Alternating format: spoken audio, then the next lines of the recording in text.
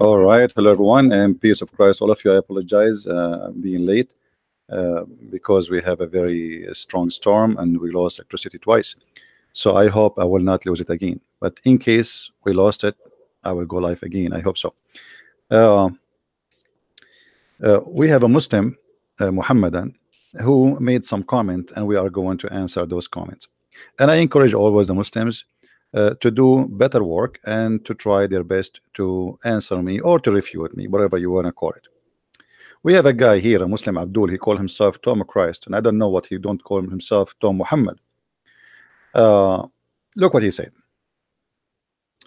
Hello, Christian Prince. A while ago, challenged Muslims to bring prophecy of Prophet Muhammad prophesied yesterday. I'm giving him a couple of prophecy, and he twisted the facts about them. I will again mention them here because he did not refute those prophecies. He says, غلبت الروم في أدنى الأرض وهم من بعد غلبهم سوف يغلبون, in English, and he did not translate. I don't know why. Simply, this is a verse from the Quran, chapter of Ar-Rum, about the Romans supposedly will be defeated, and I will read for you exactly what he wrote. I'm trying to zoom in so you can read with me in your small phone or small screen. He says, regarding these ayat, the Surah Ar-Rum, which talks about the battle happened between the Persian and the Roman at the time of Muhammad. Christian Prince claimed that the word Adna mean the nearest, that mean Jerusalem, mean who is the one who claimed? Christian Prince, which is absolutely false, because Adna means the lowest point of the earth. Okay, according to who the word Adna mean the lowest point of the earth? You see, when a Muslim he says something, always get him busted by his own words. If we go right now to your own Islamic interpretation, translation, what they will say, all the Muslims translate it as nearest or nearer. So why they are stupid and you are the only smart? This is a translation. I will change translation, by the way. Maybe this is Biktal. Let us say Biktal is a donkey. He do not know what he's talking about. We will go to Maududi. This is a modern one. The Muslims they like him a lot because he is a moderate translation. So he tried to defend the Quran and fabricate. We will use it just to see what Maududi will say. Okay, neighboring land. This is the Maududi. This is Mr. Dudi himself. Okay, forget about Dudi. We will go to Mr. Which one you want? I mean, just tell me who is a Muslim here in the text. Just give me a name you want. I mean, who? Let me see the chat. Hold on.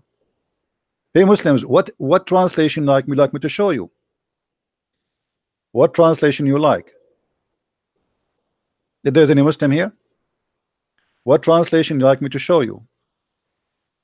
Albary, Ahmad Raza Khan, Ahmad Ali, Shish Kebab, Hummus. I mean, oh, whatever you want. Customers come first. Anybody want?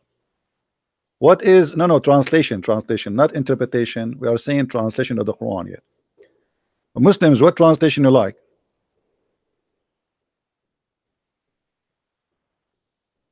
Any Muslim in the bushes? So as you see, this is your Muslim translation, translating it as the most close land by. It's not me. I mean, why Muslims they lie in their even a little word in the Quran in order to cover up the stupidity of the Quran? They fabricate the meaning, and all your Islamic translator even they translate the word nearby. Like if this is a book translated by Christian Prince, the Muslim will say, okay, you see, Christian Prince is changing the word. What about we go to dictionary? I mean, don't be stupid, Abdul. I mean, I feel really sorry for the Muslims who they are desperately trying to find a prophet Muhammad. They cannot find the prophet Muhammad. So what we can do, we have to fabricate lies and we have to make him a prophet. It doesn't matter how. I will make my prophet a prophet. You like it, you don't like it, I don't care. He is a prophet, okay? All right.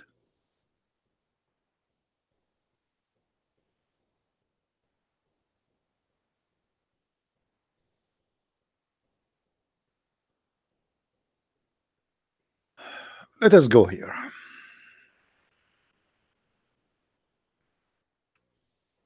Secondly, he said that the battle they are talking about, it is near the Dead Sea. Okay, what the Roman lost near the Dead Sea? I mean, what is a big deal if they lost near the Dead Sea? They lost. They were losing everywhere. The Persian at that time, they were victorious. They are taking land one by one. So what a big deal to mention such a thing in the Quran, that the Roman, they've been defeated.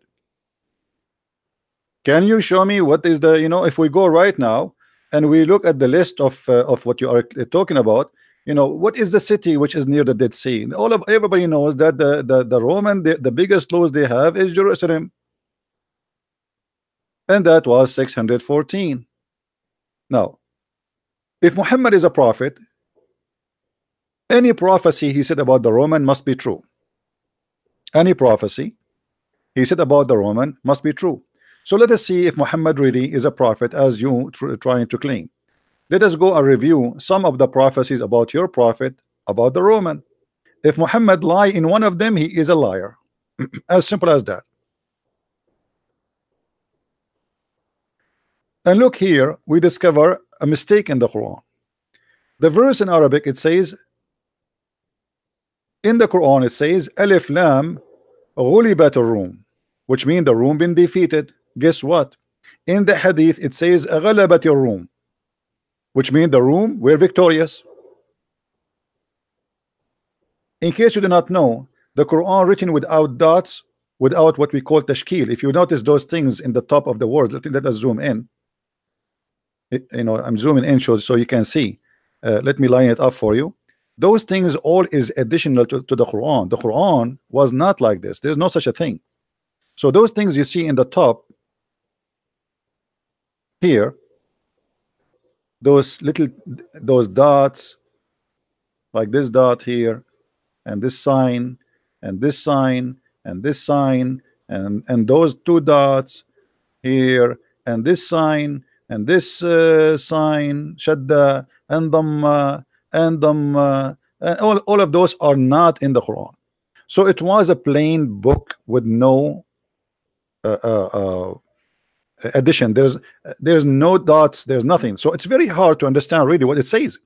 And look, now they have it with the dots, and this is a hadith, and the hadith saying the opposite. The Quran did not say the Rome were defeated. The Quran is saying the Roman, they've been, the Roman, they've been victorious. And look at the first translation the Muslims they come with in English. It says the Roman have been defeated, but in Arabic here in the front of me it says غلبت الروم.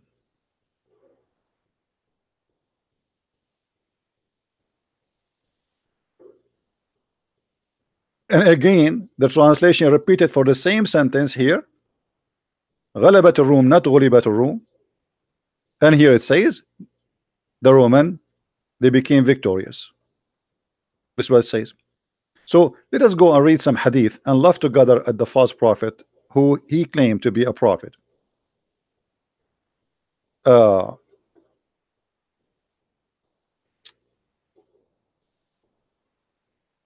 Muhammad, he made many prophecy about the Roman, and I'm very thankful that Muhammad, he spoke too much about the Roman, because the more he prophesied, the more he get himself busted. Let us see one by one.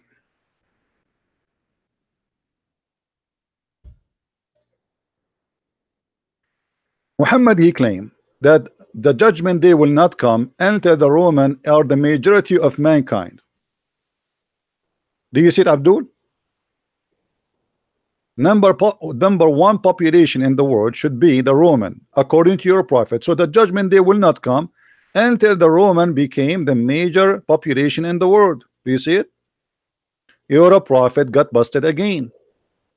So Muhammad, he think there's no way this Roman Empire will disappear. I mean, come on. So it's going to grow and grow and grow, and they will become the major population of this earth. Now, is that true? You see, remember, If a person he made a prophecy and the prophecy turned to be a lie, this is what the Bible says, by the way. There's two conditions to know a prophet he is a false prophet. Number one, he prophesy in the name of the wrong God, which means not our God. Number two, if he make a prophecy and the prophecy did not come to be true. Now, where is the state? Where is the country? It's called the country of the Roman, which is the major population of the earth. Is that China? Is that India? Is that Indonesia? Huh? What is the major population? Obviously, Muhammad, when he made this prophecy, he was taking too much hashish. But I understand he is a false prophet. In his time, the Roman, they were occupying a huge part of earth. So why he will not think this way? It's very normal for a liar like Muhammad to think in such a way and to predict something already happening supposedly at that time. Because at that time they were the major population. Let's say they are controlling the major population of the world, but they are not really a major population. So Muhammad, by predicting such a thing, he just again proved to us that he is a false prophet. We don't even have a country is called the Roman Empire no more. What is the Roman? Obviously, Muhammad is a false prophet. Let us continue. Muhammad, he prophesied about attacking Constantinople. All right. Now let us see what Muhammad he said, and let us laugh together. We were engaged in the battle of etc. and okay. Okay. And then here, let us go down to see where Muhammad is speak. Actually, this one is very long. Hold on. Let us take something else, something easier. Something easier. Okay, this one is better. And this is Sahih too. All right. No. The last hour would not come until the Roman would land in Al-Amak. Where is that? Or in Dabiq. So this is a sign of judgment day. If the Roman they land in Dabiq, the judgment day will come. But the Roman they land in Dabiq many times. Now he continue saying, and when they do that, an army will come from where? From Al-Medina. What Medina? Is Medina is a country by itself? So an army will come from where? From Al-Medina, and between them the best of mankind. But there is no Roman Empire no more to come from Al-Medina. This is a sign of a judgment day. I mean, do you see how stupid this prophecy is? We don't have them no more. What Roman Empire? So Muhammad he claimed that the Roman will attack, and this is a sign of a judgment day, and the best of the Muslims will come from the Medina, and they will go to fight them. And look what will happen. And then the Roman would say, do not stand between us and those Muslims who took prisoners from among us. Let us fight with them. And the Muslims would say, nay, by Allah, we would never get aside from you and from our brothers, that you may fight them. So now the Roman they will attack the brothers of the Muslims. Who are they? Let it go. Now they then will fight, and the third part of the army would run away, whom Allah will never forgive. So third part of the army of the Muslims will run away as usual, the same as we do with Israel. And then which will be constitute an excellent murder of Allah, and would be killed. The third would not. So the third of the army will be killed. The third will be killed, and the third will run. Okay, so that's mean the third will survive, right? Okay, and then they would conquer Constantinople. All right, and then they will be busy distributing the spoil. But this is the army will come from Medina. Constantinople is already they changed the name. They call it Istanbul. The Abdul in his post, he said this is about judgment day, which means the Muslims will occupy it again. You want to occupy it from the Muslims again, and there is no Roman. What Roman? And not only that, Muhammad he claimed that when you occupy Constantinople, that the Dajjal, the false Messiah, will come right away. All right, read carefully. And after hanging their sword by olive trees, the Satan would cry that the Dajjal has taken your place among your family, and they would then come out, but there would be no avail. And then he would come to Syria. He would come out while they are preparing themselves to the battle, drawing up the ranks. So the fight between the Roman, which was going to take between the Roman and between the Muslims, is in Arabia, or in the border of Arabia, not in Constantinople. But anyway, so here, after the attack and supposedly they want to take Constantinople, suddenly the false Messiah will come. And then when the false Messiah come, the Messiah, he will land in Jerusalem in the elevator. Is called the elevator of Damascus.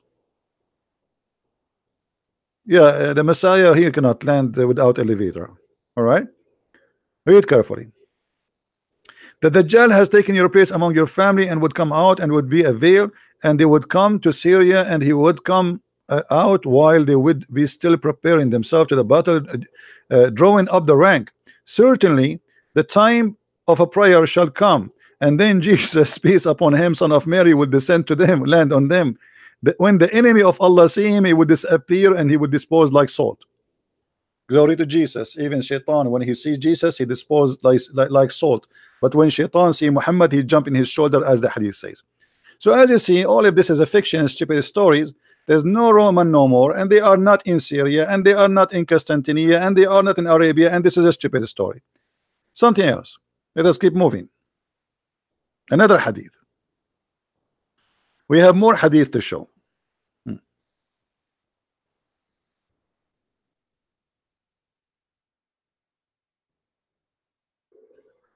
According to Muhammad, the Jews, they will attack the Roman. Who? The Jews will attack the Roman. How is that will happen? The Jews will attack the Roman?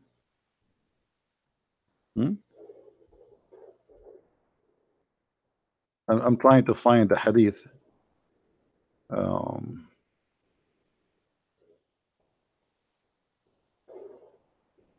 Let us see if we can find it. The Jews will attack the Roman. I really like you, Muhammad. Let us see. Oh, hold on before we jump. Oh, okay.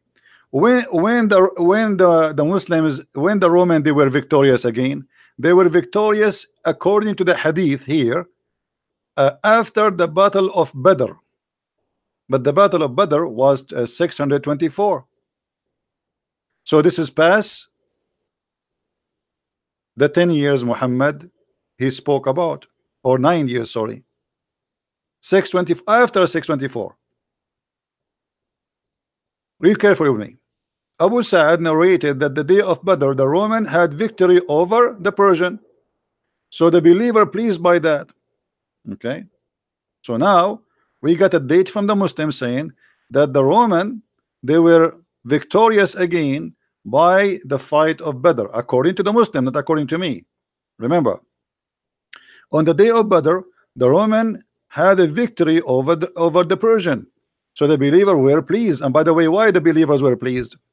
Here there is some kind of mystery in the story, because if the Roman are kuffar and they are the enemy of Allah, and even Muhammad, he wanted to kill them all.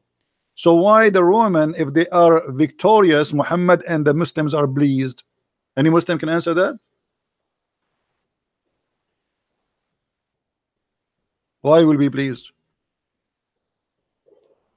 Why the believers will be happy with the victory of the Roman over the Persian? Are you Roman?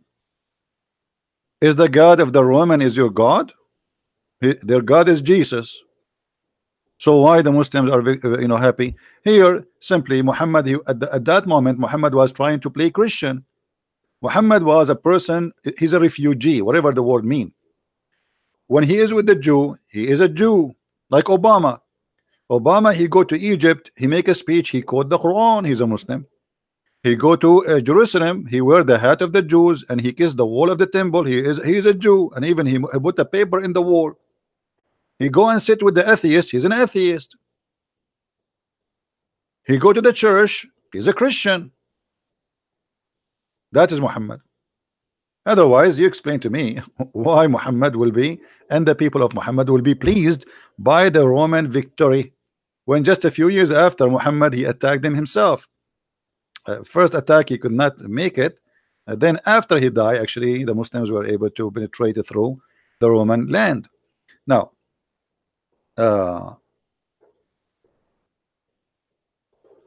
5 things have passed, i.e., the smoke, the defeat of the Roman, the splitting of the moon.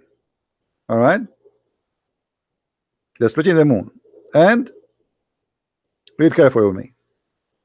The defeat of the infidels, and those are signs of the judgment day. But let us go more.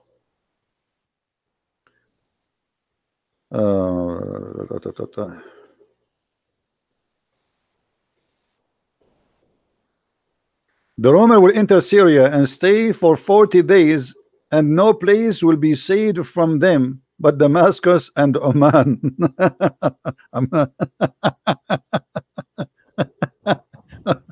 No comment. All right.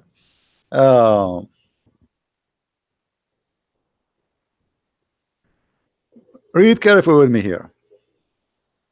You will fight the Arabian Peninsula, and victory will be granted by Allah. Then you will fight the Roman, and victory will be granted by Allah. And you will fight the Dajjal, and the victory will be granted by Allah. And then Jabir said, Dajjal will not appear until you fight the Roman, which means this is the last thing to happen. But there's no Roman no more. Let us continue. I want to find a hadith where Muhammad, he says that you will fight, the Jews will attack the Roman. Hold on, let us see.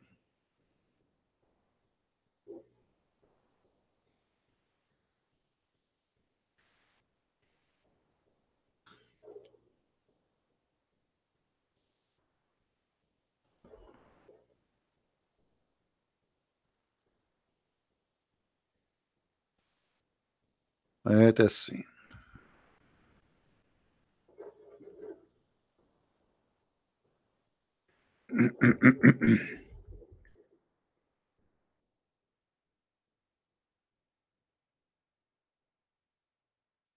There's a hadith, I just remember it, where Muhammad, he claimed that 70,000 of the Jews, they will attack the Roman. What is, I mean, how in the world Muhammad, he say such a thing? Too much hashish.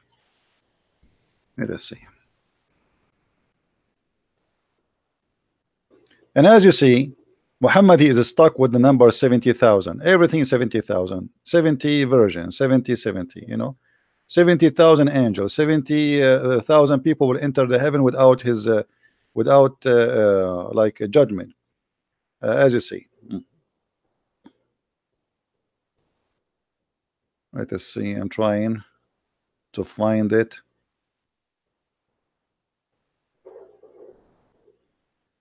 Here we go. We found it. Abu Hurairah reported, this is Sahih Muslim, so the Muslim cannot say this is a lie.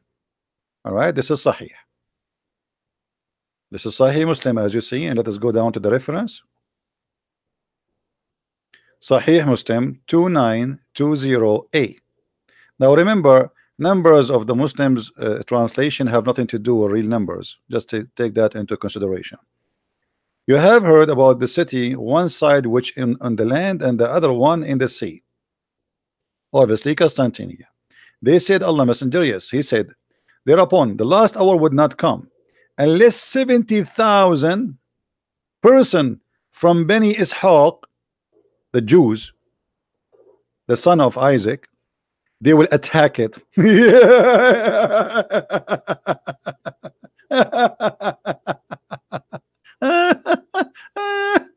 I mean, this is a nice one. Huh? What?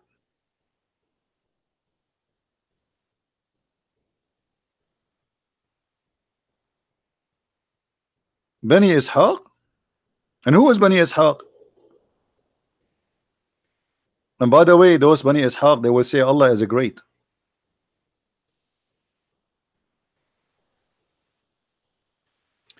Read with me carefully. When they would land there, they will neither fight with weapon nor shower arrows, but would only say Allahu Akbar, Allahu Akbar, and that's it. This is how they win the war.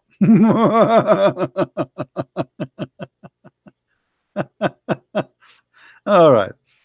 And I think he said the part of the side of the ocean, and they would say the second time, there is no God but Allah, no God but Allah. And okay, and the gates would be open to them, and they would enter the gates in the judgment day. There's gates to enter into Constantinople.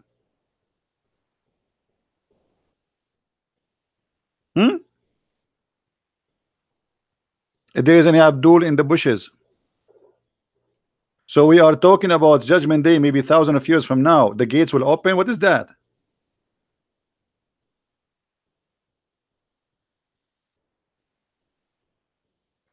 So when a Muslim he tried to make as a prophet, we die laughing.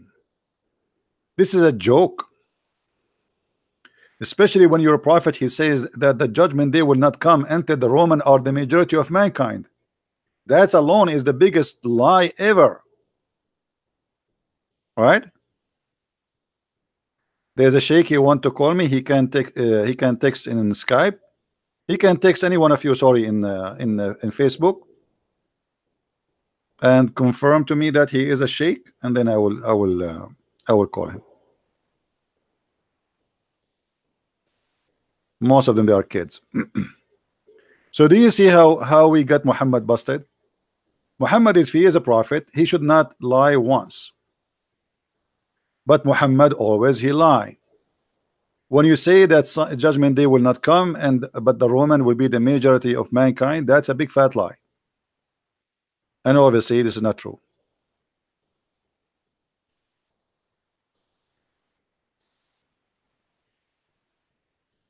Post for us your Skype, the one who claimed to be a sheikh.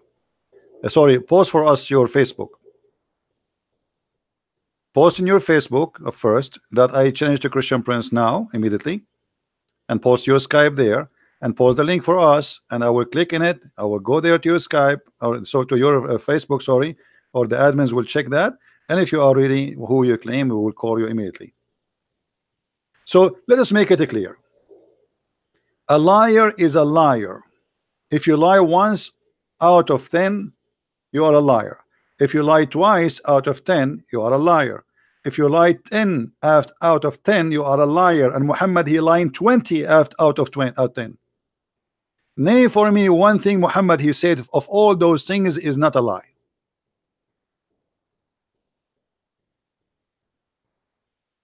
Everything we see in the front of us is a pure lie. And here, by the way, as long we are reading this chapter here,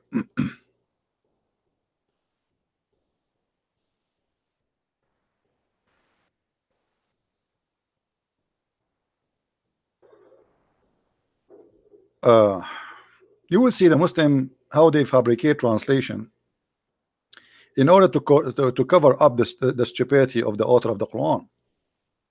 Here it says, so glorify Allah. It doesn't say that. It says a glory to Allah. You see how they change translation? There's a huge difference between so glorify Allah, which means as an order for you to glorify, or if it's saying Subhanallah, praise be to Allah. Allah saying praise be to Allah. How stupid that is. But always the author of the Quran, he forget to switch between him and Allah, and that make it funny. This is why, you know, I'm working in the translation, in the Quran translation, so everybody will see the real translation for the Quran. Now, any other Muslim here, he have a prophecy made by Muhammad, so we can get it busted. Anyone?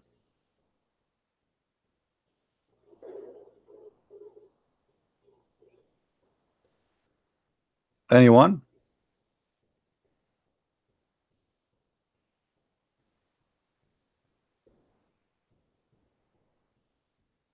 Let me show you a prophecy of Muhammad in the Quran.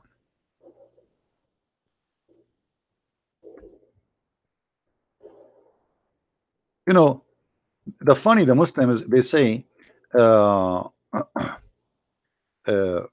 like there's a messenger and there's a prophet, which is very funny. So there's a messenger and there's a prophet. I mean, how in the world you can be a messenger but not a prophet? Because a messenger of God, he is giving a message nobody knows save God and him.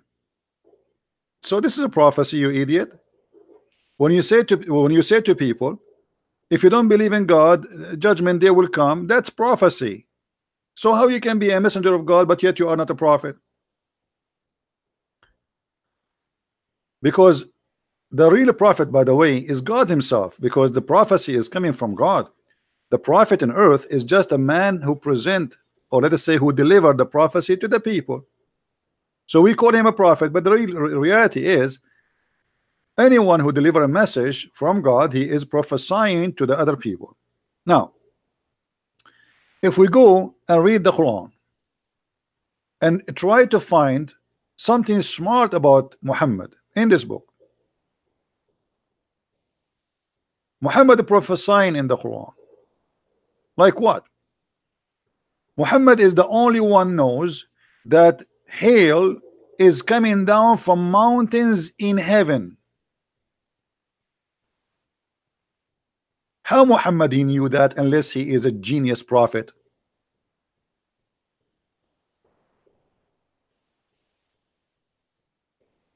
Any Muslim can explain to me? Allah he sent down hail from the sky out of mountains that are in it.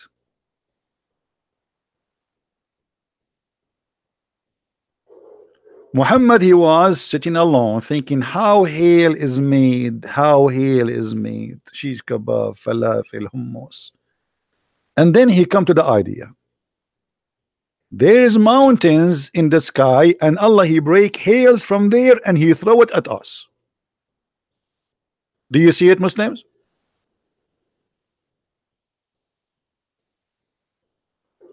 Muhammadan, do you see it? Do you support this prophecy? Who is a Muslim here? He support this prophecy. I think I'm going to convert to Islam because I think now we are going to have hail. You see the thunder is very strong outside and the rain. I don't know if you can hear it. Can you hear anything, guys? Anyone can hear anything? Do you hear any rain or anything? I don't know. Maybe the mic will not capture it. But look at this. Muhammad is for sure a prophet of Allah. There's no doubt. Otherwise, how we knew that? You tell me how he knew that. How he knew that there's hail is coming from the sky, from mountain which is in the sky. How he knew that? It took the scientists thousands of years to discover how it come, how it happened. Muhammad in 2 seconds he made it clear for you. What else? I mean, we can go over the Quran and we die laughing. What about the verse after it? Muhammad is a, what they call, guys, if somebody he is a scientist for about animals, what they call him? Animal scientist, what they call him? What the title will be given for somebody he is an animal scientist? You know, my English is limited. Only my Chinese is good. Vet? What vet? I thought vet is the guy who just do circumcision for the dog. Hello? Zoologist. Thank you. Here we go. Susie. Susie, I will send you to heaven because you helped me. Thank you. Zoologist. Yeah, not vet. What vet? Unbelievable. Those guys must be crazy. They are Christians. I mean, what do you expect from Christians? We ask them who is a scientist, they say to you vet. I mean, look at those questions. I mean, no wonder I want to be a Muslim. Look at this. Muhammad, he is a zoologist. I mean, it's really hard. Can we change it to different word? Zoologist. Allah, he told Muhammad a prophecy which nobody knows, only Muhammad. He says, from every Allah created from every animal from water. Among them are some, and here the lie, the first lie, they say creep. It doesn't say in Arabic creep, it says walk in their belly. And some of them they walk with 2 feet, and some of them they walk in 4. Hold on, that's it. That's it, we are done. So Allah, he squeezed his head harshly, and he come with a discovery nobody knows. He noticed that there is some animals, they walk in their belly, which is a wrong word in Arabic. You have to say creep, and this is why they fix it in English. And some they walk in 2 feet, and some they walk in 4. Are you sure? You look like Muhammad, he never heard of something called a spider. All animals, they have either 4 or 2 or in their belly, and that's it. Are you sure? And by the way, here they translate the word, it says animal, it doesn't say even that. It says dabba. Dabba is anything walk on this earth. Anything have feet. This is what dabba is. It's not an animal, you know. Anything have feet. You can say it's an animal, but I mean it's a creation of anything which live or alive and have feet. Dabba yadubu, which means he hit his foot with the ground. But here the word dabba does not match, because those who creep, they cannot be considered dabba, because it doesn't hit its foot in the ground. So this is the first mistake. The second mistake, Muhammad, he think that there's only animals, or here in this verse actually he claimed that either you in your belly or in 2 foot or in 4 foot.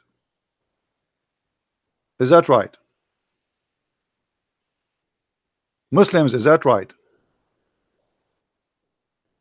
No, insect does not have 6 legs only. There's some insect they have maybe 40, 50, I don't know how many. I have an insect, she is my friend actually, by the way.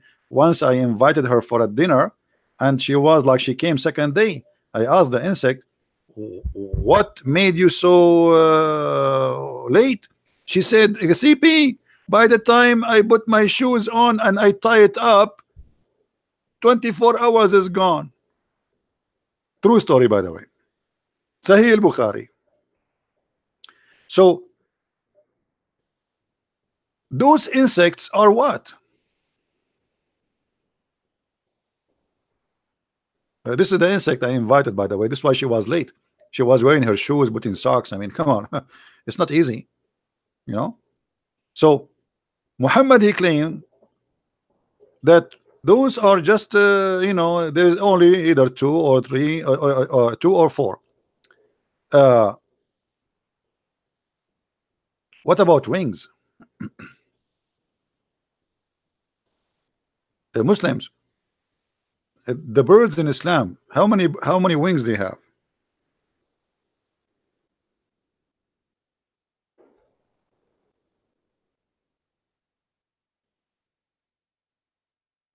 Any Muslim have an idea? Hmm.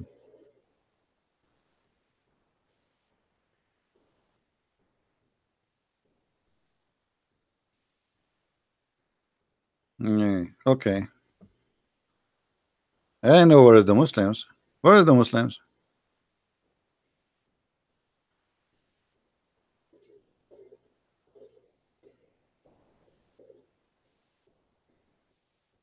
I don't see them.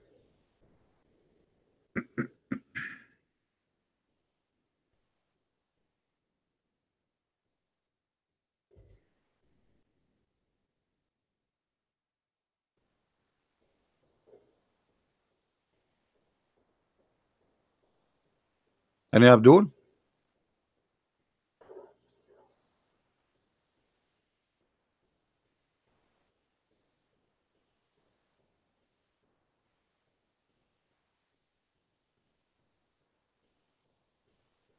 Hmm.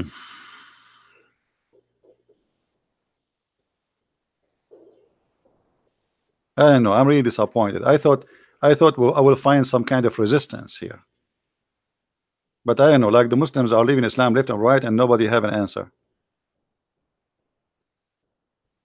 I'm going to make a prophecy. I think the majority of mankind, before the judgment day, is going to be um, the Amish.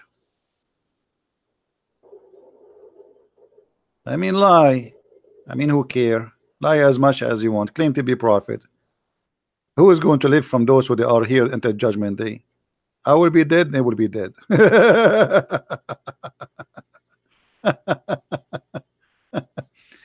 By the way, I have a question about angels because I find the Quran is really funny.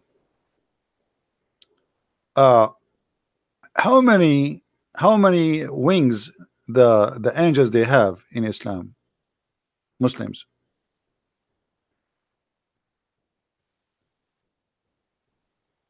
Abdullah Raboja. Who is Abdullah Raboja? Did we told him just did he give his Facebook? Did he give his Facebook? Don't waste our time. Give us your Facebook. Post in your Facebook, your Skype. We'll check you out and we will call you. Guys, look at this and laugh. Chapter 35, verse number 1.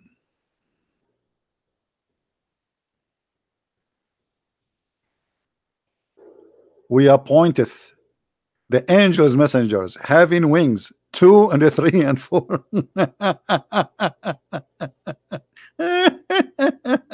Unbelievable. Anyone notice what the problem? Anyone notice where the disaster here? His Facebook is fake. Yeah, that's what I'm saying. They are fake people. Okay, let me check his Facebook. Hold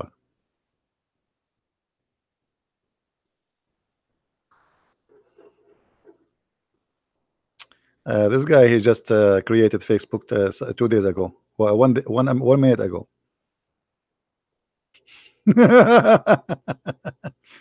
We said, you see, Abdul, this is how we avoid kids. You're just a kid. Guys, anyone notice with me how stupid this statement is? Who noticed with me? An angel with 3 wings. How is that?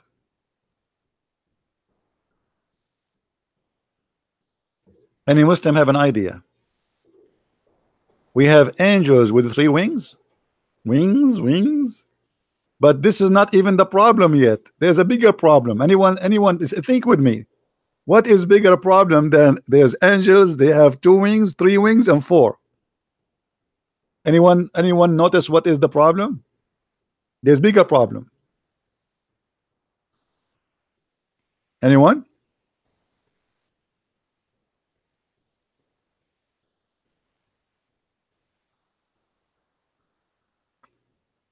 Any Abdul? There's a bigger problem. No. Forget about how he fly. Allah will make him fly. Don't worry. Is it Muhammad? He says that the angel Jibril have 600 wings. The Quran confirm that there's angels who Allah he sent them down to the earth. Only one of those 3 kinds. Either they have 2 wings, 3 wings, or 4 wings. So how Jibril have 600 wings? Do you see how we got Muhammad busted? He's a liar. Let us go to the hadith and laugh together.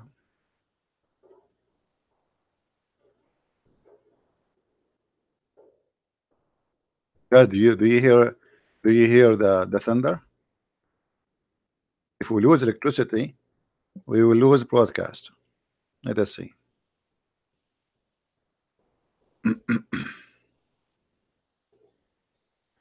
The Prophet said that he saw Jibril and he had 600 wings. Do you see it?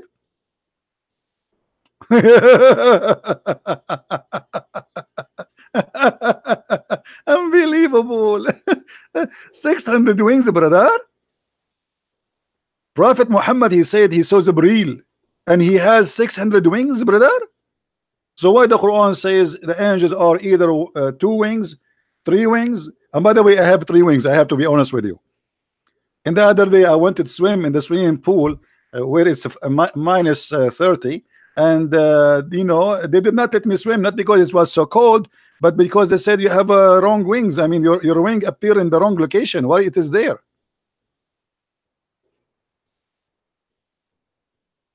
And this is Sahih. The Muslim, they cannot say it's a lie. It's a fabricated hadith. This is Sahih Muslim, and we can show it. You're from Sahih al-Bukhari. So how the Quran says that Allah he sent angels either have 2 wings, 3 wings, 4 wings. Let me draw the angel who have 3 wings. Hold on. You know, I'm very good in art, by the way. I was invited to the museum in Munich to teach artists how to draw because I became famous. You know, mashallah, Allah made me famous. So this is the angel. Okay, this is an angel, Islamic angel.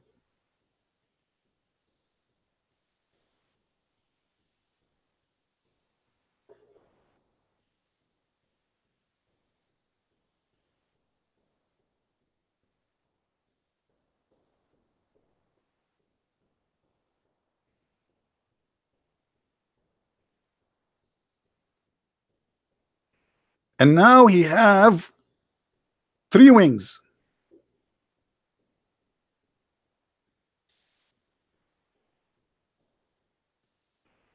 And the third wings, I guess it is here in his ass. Unbelievable how good I am. I'm sure my mother, she will be proud of me when she see me doing that. Unbelievable. I mean, look at this. Let me put my signature so nobody will you know, take it and print it and claim copyright over it.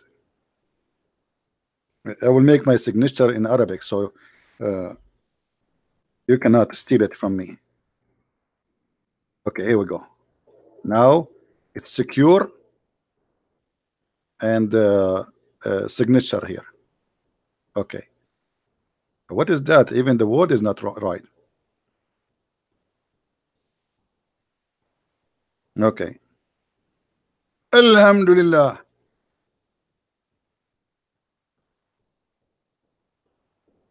So, isn't it? So you Muslims, you say to us Muhammad is a prophet, and yet he cannot even maintain his lies. I mean, at least let him cover his lies. How he saw Jibreel in 600 wings when the Quran says angels who sent to the earth only either with 2 wings or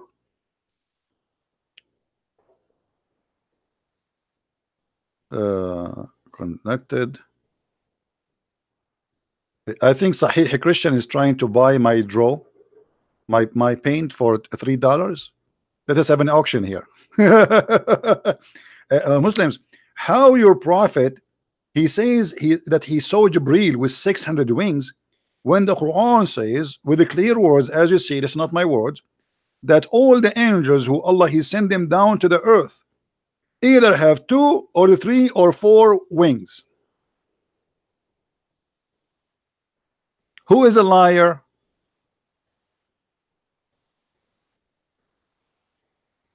Any Abdul? So they are working hard trying to make Muhammad a prophet, but it's not working.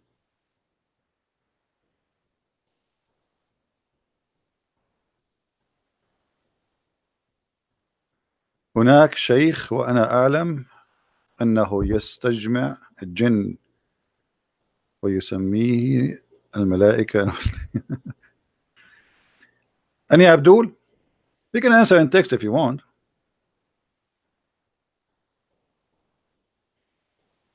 Anyone? One of them if you are a liar, if one of them is a liar, either Allah, if this is the book of Allah and the hadith is the book of Muhammad, and the hadith of Muhammad is confirmed to be true, which means there's no doubt about it, it's a lie, that's mean one of them is a liar, either Allah or Muhammad. Which one? Anyone? The hadith is fake, that cannot be, because it is sahih. My friend, it's sahih. It is sahih. I mean, we cannot say it's weak anymore.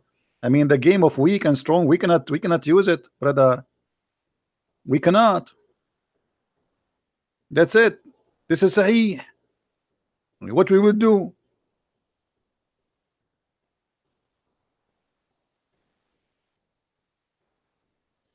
Mimi Hijab will debate Edward Tabash. Who is Edward Tabash? I don't know who's that guy. And why he don't dare to debate me? He will debate people who do not know. Anyway, is that sahih? This is Al-Bukhari. Look at this Al-Bukhari, brother. I asked Abu Zar about the statement of Allah, and he was the distance of by 2 bow length, or even nearer. So blah blah blah blah, and then blah blah blah, and then the Jibreel, and then he says, and the prophet he saw Muhammad had seen by the Jibreel with 600 wings. By the way, how fast the prophet Muhammad, he can count the wings. He's an atheist. Yeah, stupid debate.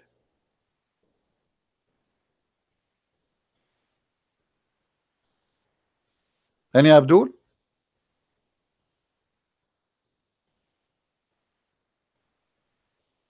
Guys, don't tell me about those things. You are promoting false people. Both of them are false, no different.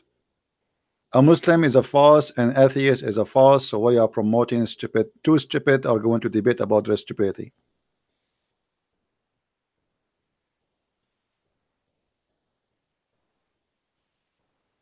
Any Abdul? Who want to answer? Which one of them is a liar?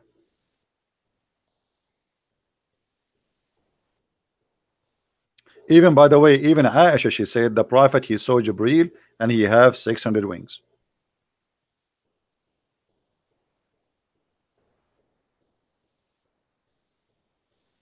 Anyone?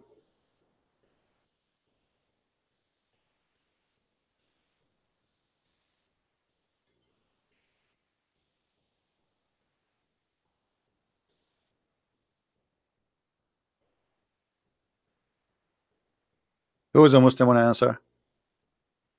And you know, we can keep showing you tons and tons and tons of reference of Muhammad being a false prophet. I mean, there's things almost we repeat every time because it's very funny, like this one.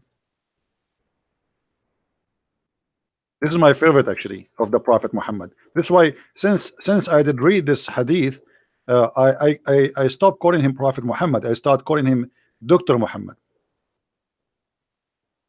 I mean, how the Prophet he knew this? If the women have orgasm first, the baby will be a girl. If the father have orgasm first, the baby will be a boy. How we knew that? There's no way this is a false prophecy. This is a true prophecy.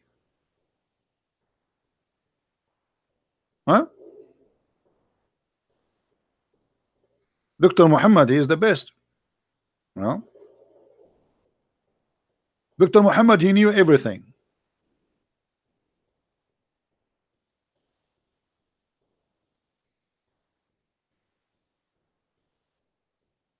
Any Muslim have a prophecy for us?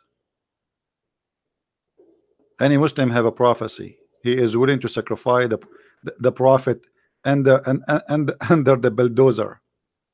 You see, the funny is, each time the Muslim they try to present Muhammad as a prophet and they made articles, you know, they themselves they help us to destroy him. Hold on, I want to go back to the comment of this guy. Look what he said too.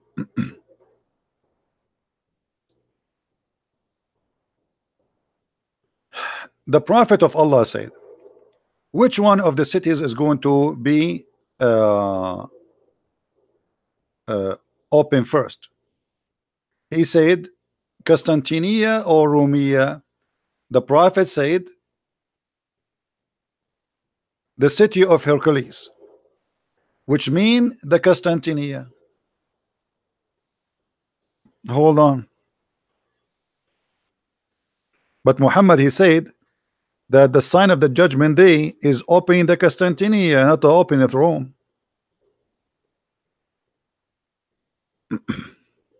Hmm? Instead, Christian Prince. Hold on. Instead of Christian Prince, he showed us two hadith where Muhammad prophesied that the Constantinia will be liberty by the Arab at the end of the claim. Okay. Well, no, not only this. I just showed you that the one who will attack Constantinia, there will be 70,000 of the sons of Isaac. Not only the Arabs. So there's a contradiction. And then he says,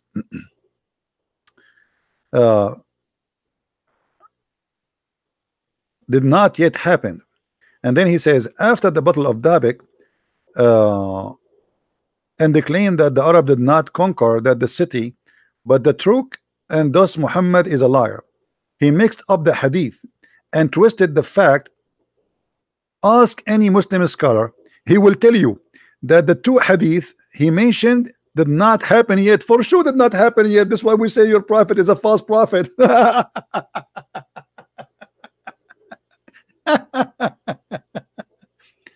Abdul, your prophet says the Arab will occupy Constantinia. So, and not only that, he said that the Turk are the enemy of the Muslims.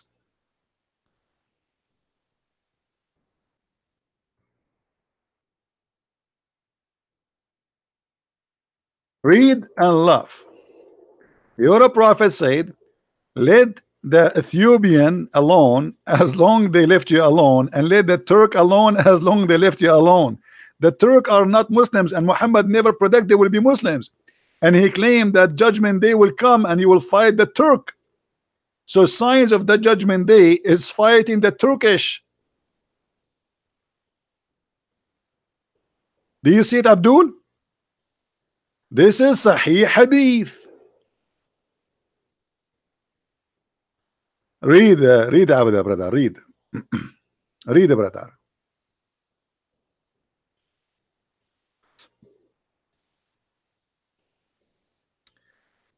Oh, messenger of Allah, pray for me, grant me victory, and blah blah blah blah blah blah blah blah blah blah blah blah blah blah blah blah blah. So the messenger of Allah prayed and said, then I struck the third bow in the city of Ethiopia, where shown me the villages of etc. Blah blah blah blah blah blah blah blah blah blah blah. And then leave the city, and then he says, and leave the Turk as much they left you alone.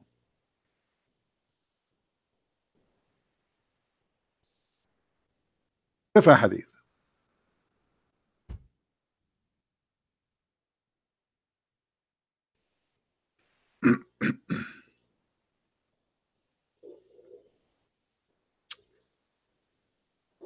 I'm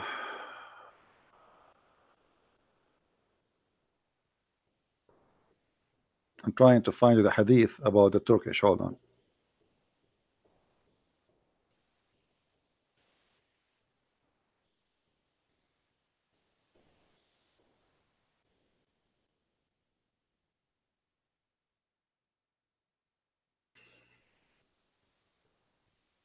Do you see it? So Muhammad, he claimed that the Turkish will not be Muslims until the judgment day. Guys, do you see it? Muhammad, he said, the judgment day will not come until you fight the Muslims, they fight the Turks. So what is the first group? Is the Muslims, not the Arab, the Muslims. What is the second group? Is the Turk, which means they are not Muslims. So again, Muhammad is a false prophet. The Turks are already Muslims, and actually they are the one who took over the Constantinia. So Muhammad, he claimed in one hadith that the one who will take over the Constantinia is the Arab, and they are from the city of Al-Medina, and they are from Bani al-Hijaz too, in different hadith. On other hand, he claimed that the sign of the judgment day You will fight the Turk and you will defeat them. When you Muslims fought the Turk and you defeated them? Any Muslim can tell us? When was the battle between the Muslims and the Turk and you defeated them and you killed them all?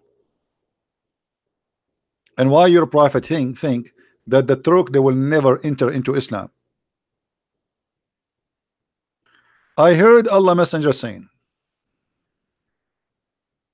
near the hour you will fight with the people who wear hairy shoes, and you will also fight with the flat faces like shield. Those are the Turkish, the same as the hadith here. But in this hadith he said the word clearly, the Turkish. Do you see it? The hour will not begin until the Muslims fight the Turks, and a people with faces like hammered shield, who wear clothes made of hair, shoes made of hair. So look here at the false prophecy. Muhammad is not only saying he will fight the Turk, he's saying that in the judgment day the Turkish are going to be Asian, which means Muhammad, you do not know the Turkish will attack Constantinople and they will rape all the Roman women and their children will be blonde. If you go to Turkey now, you don't find the Asian Turkish no more. They are white people, and there's nobody, their faces is like a hammer shield, and none of them is wearing clothes made of hair. So Muhammad, he predict that when you fight those people, you will fight them as non-believers. In the top of that, they are wearing such a cloth, and the top of that, they are a pure Asian. Do you see it? Again, this is a false prophecy. He described even how the Turkish look like when you fight them.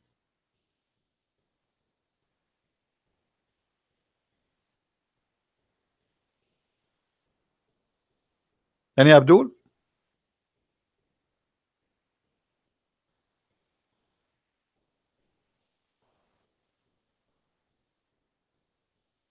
Any Muslim have an answer? And by the way, here he is making fun of the Asian people. Look what he said about the Asian people. He says their faces like hammer shield. Oh, I forgot too. What about Gog and Magog? I mean, how I forgot that? How I forgot that? How I forgot the prophecy about Gog and Magog, brother? Muhammad, he said, today, the wall barrier of Gog and Magog has been opened so much. If anyone knows what Gog and Magog is? Anyone knows what Gog and Magog according to Muhammad?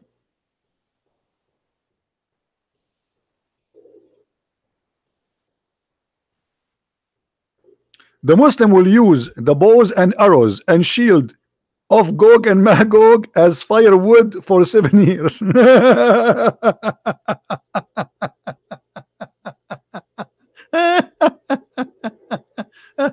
Remember, this is in the judgment day. The people of Gog and Magog, by the way, for those who do not know, they are not a human.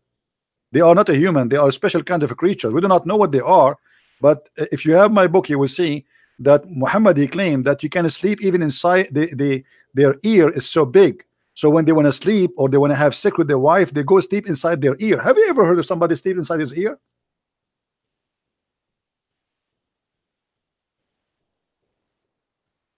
In the judgment day, there is still people will be using arrows and shield, and they are made from wood.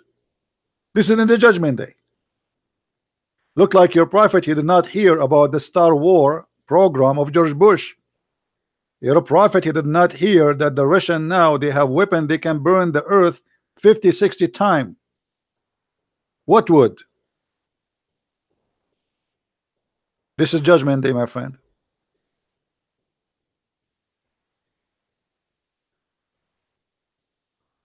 And look at the other false prophecy.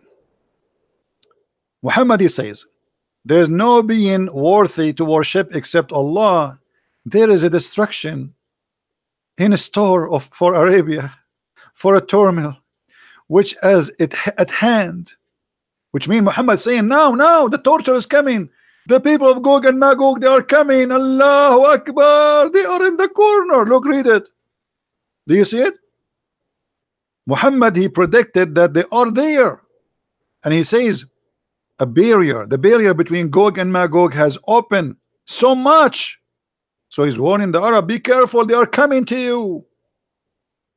And he says Abu Sufyan made a sign 10 with the help of his hand in order to indicate the width of the gap, and he said Allah Messenger would be perished in spite of the fact that where would be good people among us.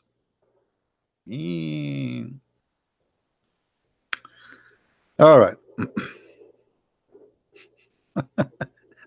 All of this is about Gog and Magog.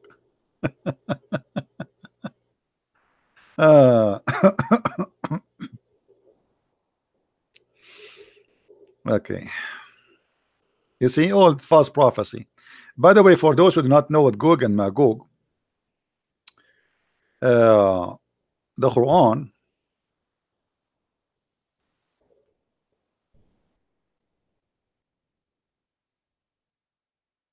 speak about them, that when Alexander the Great, or what the Muslims they call him, Zulqarnain, the man with the two horn. And the reason he's called the man with the two horn, because simply when he invited his people to convert to Islam, his people, they did beat him with the hammer, boing, in his head, and he got the first horn. And then Allah, he resurrected him from death, and he sent him again to his people. So his people again, they hit him in the other side of his head with the hammer, boing, and he got the second horn. True story. Now, here is Al-Qurnain. When he arrived to those people who they are supposedly so stupid, but look, the Quran saying they are so smart. Just to show you the stupidity of the author of the Quran.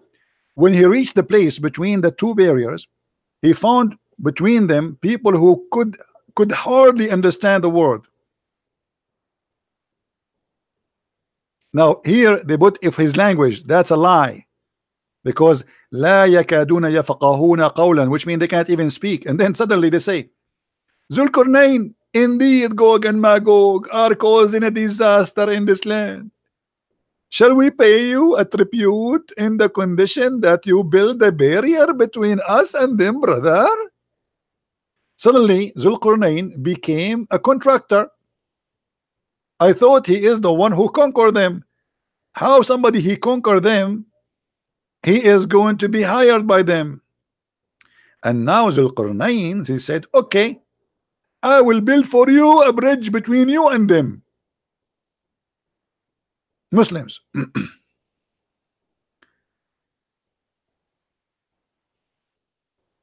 Do we have any Abdul in the bushes? Do we have any Abdul in the bushes?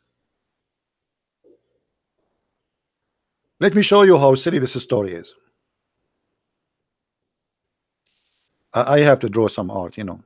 I cannot resist the temptation. I have to draw something. Okay, let's draw here.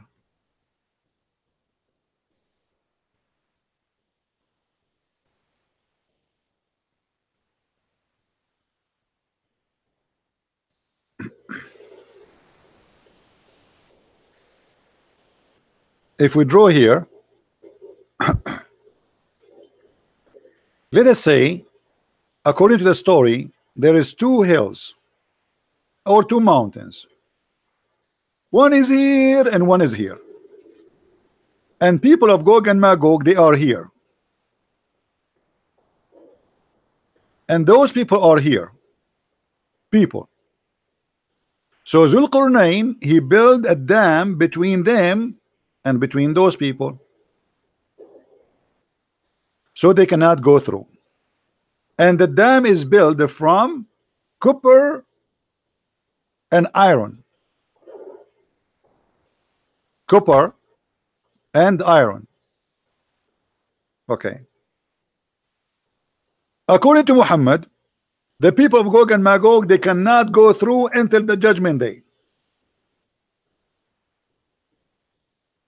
But why?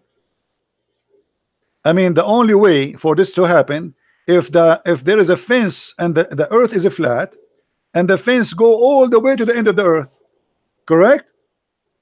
If they are behind the fence, the only way, I mean, why Gog and Magog, they don't come from this direction and come here? That's it. You know what I'm saying? Do you understand what I'm saying? If Gog and Magog is from one side of the earth and we are from the other side, all of us, we are human in the other side, where are they? and Zulqarnain, he built a dam between us and them, a wall, so they cannot come in. I mean, isn't it, this is alone enough to prove that Muhammad is a big fat liar?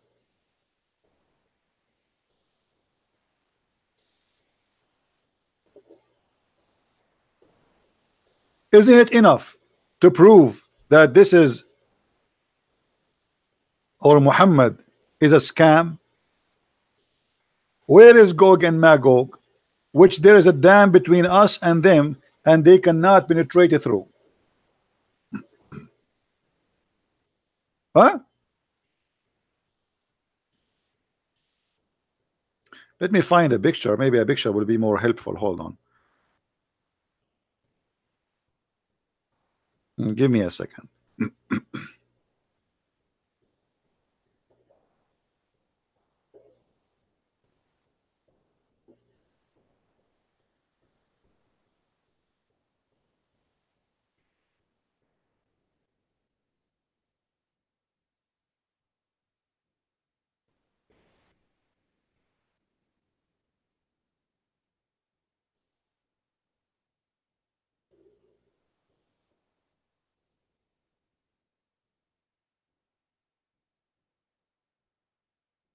Okay, look like I am going to find the perfect picture for this story.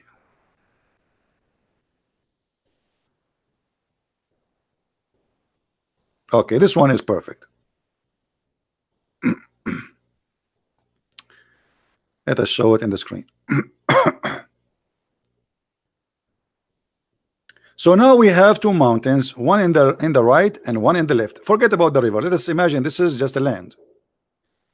And in that side, in this side here, there's a people of Gog and Magog. In this side here, there's the people, the good people. The people of Gog and Magog, they say to Zulqarnain, for the sake of Allah leg, build for us a dam. So he said to them, okay, bring me copper and iron. And he melted them and he made the bricks and he built a dam between those two mountains. And now supposedly the people of Gog and Magog, they cannot go through. It's a very high wall. That's it. You cannot climb it and it's very soft. Don't try. And you cannot dig underneath. Come on, it's made from iron. Hello. So Muhammad, when he said the hadith, he said that the people of Gog and Magog, they made a hole like they can see through, and that is dangerous. He is saying that man, the Arab are going to face a very horrible time because a little tiny hole made in that wall. Muhammad claimed that judgment day will not come. A sign of the judgment day is when those people, Gog and Magog, they make a hole in that wall. I mean, that's nice. Hole in that wall. Ew. I never thought I can say that. Mean hole in that wall. Let us make a hole in that wall. Hold on.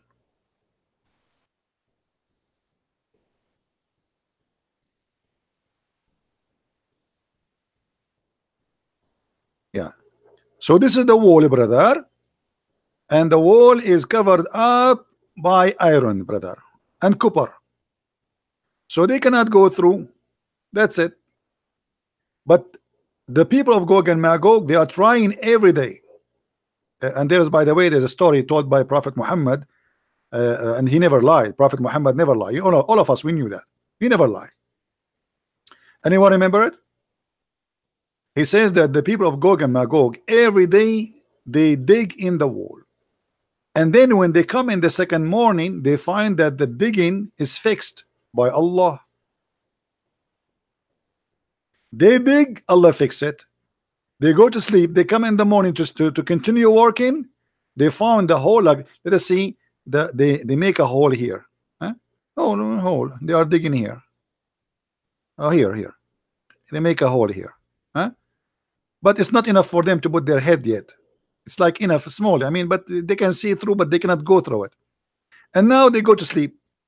When the morning come, Allah, when they come back, they find that this hole is fixed, brother. Alhamdulillah. Anyone knows why? Each time they go to sleep and they come back, they find the hole is fixed, because they forgot to say, Inshallah, thank you, I am 70. I mean, have you ever heard of a stupid story like this? The reason the hole is fixed, because when they start for eternity, for thousands of years, they are digging, they're digging. But each time they make a hole, Allah fix it. Why? Because they forgot to say Inshallah. But one day, the leader of Gog and Magog, before they start, he will say, well, actually, not before we start, before they go to sleep, after they open this small hole, he will say to his soldiers, let us go sleep, and Inshallah, tomorrow we continue work. And now, because he said Inshallah, Allah will not close the hole for them, and then they will be able to go through. Any Muslim want to prove me to be a liar? Who is a Muslim here saying I'm lying about this story?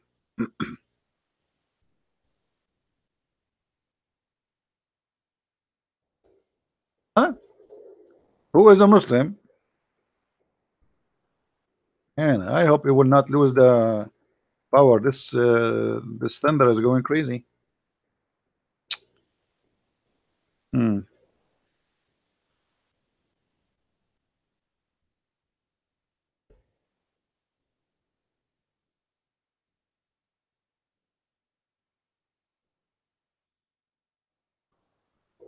Let me show you the hadith.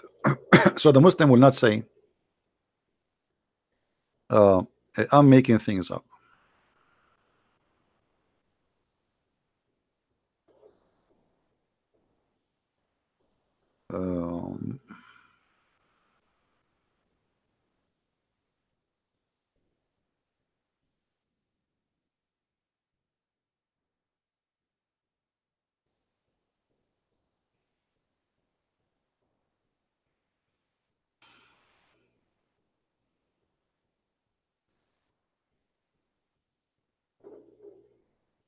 Okay.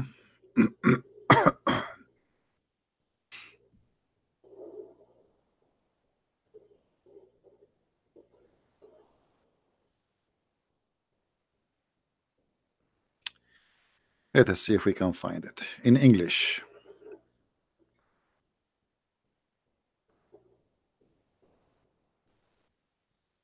This is the issue. Always you have to find things in English, because none of you, or maybe few of you. Here we go. We found the story. Alhamdulillah. Thank you, Satan. Thank you, Satan, Allah, for helping us. Abu al-Hadith, Abu Huraira. Abu Huraira, by the way, for those who not know what Huraira mean cats. Like when you spoil cats, you call them Huraira. So he is the father of cats. Abu Huraira reported from the Prophet SAW FMW Mercedes-Benz regarding the barrier, chapter 18, verse number 93. They excavated each day until they are just about to penetrate, almost there. Their leaders say, go back, that you cannot penetrate it tomorrow. I mean, how smart this leader is. They are almost there. I mean, come on, let them finish, Abdul. Why you are being stupid? I mean, every day for eternity you are doing that, and now you are almost there. You say to them, go home, tomorrow will come. So he will say to them, Go back, go back. Let us change the color. Hold on. This color is not good. Yellow. Which color you like, guys? This one, this one. Go back so that you cannot penetrate it tomorrow. He said, but Allah will make it return just as it was. If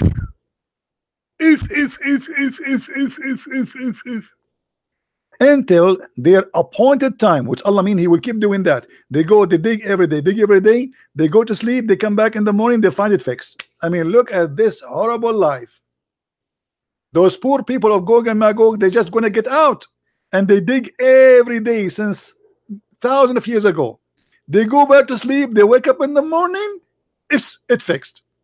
And then when Allah or denied to send them upon the people, their leader will say, go back so you can penetrate tomorrow, inshallah, if Allah wills. Aha! This is the password which was missing from the beginning, from the story. If he say inshallah from the first time, this idiot, he will be able to get it through. But the stupid idiot, the leader, he keep forgetting to say inshallah. Do you see, brother, how important to say inshallah? Even Gog and Magog, they are Muslims. Hold on. How Gog and Magog, they are bad, but they are Muslims? Any Abdul? How they are evil, how they are disgusting, how they are bad, but yet they say inshallah.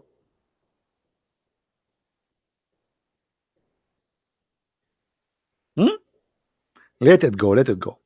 And then so he makes exception, which means Allah, Allah, he will let them go. He said, so they return and find it just as it was, they left it, which means this time Allah did not fix it. Then they penetrated, the brother, and here a disaster. Then they penetrated. They, Ya'juj and Ma'juj, are released upon the people, drinking up water, and people flee from them because they suck water. They are thirsty for water. They are like elephants. Like they suck a lot of water. If they go to an area, the area will be dry because they suck a lot of water, brother. Actually, I speak about my my grandfather. He used to have a brother. He used to have a farm, have a lot of water in Sri Lanka, and then one day we woke up in the morning in Sri Lanka. We are Indian originally, brother, and a person from Gog and Magog, he stopped by, and we did not know he's from Gog and Magog. So we told him, you are welcome. In the morning we woke up, brother, we found Sri Lanka dry. There's no water. All Sri Lanka is dry because they suck all the water. Now look here. They suck up the water and the people flee from them. They shoot their arrows into the heaven. So they returned, died with the blood. If.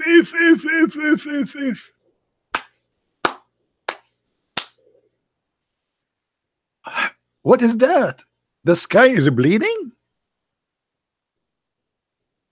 Muslims, they shoot their arrows. We have to change the color now. We cannot use this color no more. We are talking about the blood. Hold on.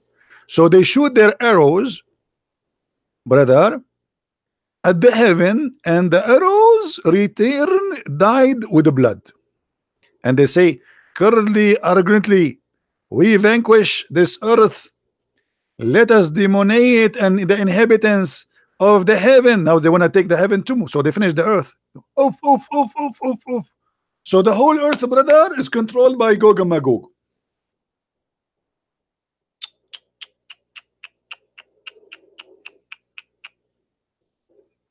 And then Allah will punish them.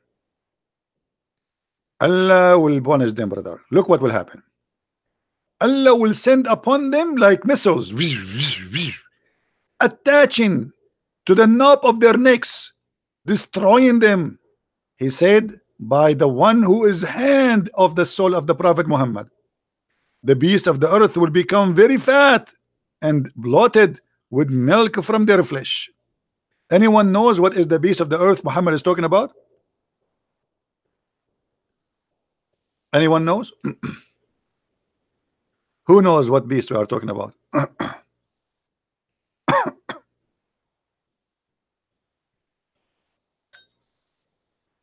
Hmm. What is that, Muslims? The wolves, they will eat them? Who? Or this is a jassasa. The beast will come from under the ground. Allah will send it speaking Quran. Brother, the beast will become fat because of their flesh, brother. With their milk and their flesh. Milk? They have milk. So are you telling me that Mr. Wolf will be suckling from them?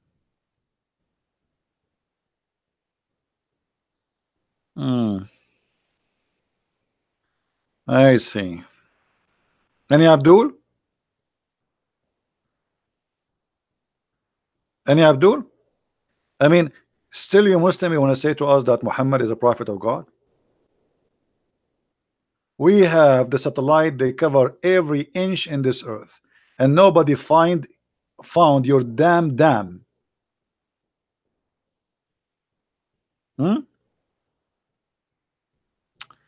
This guy is annoying. Go to bed, go to bed. You are Abdul, you are stupid.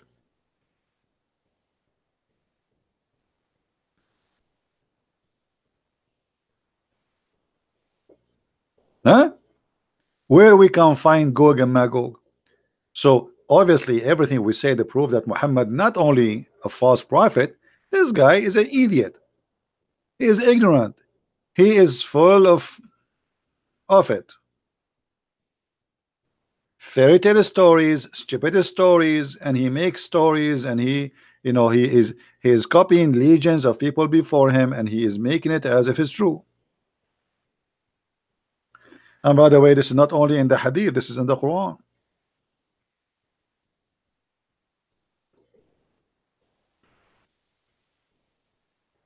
As you see.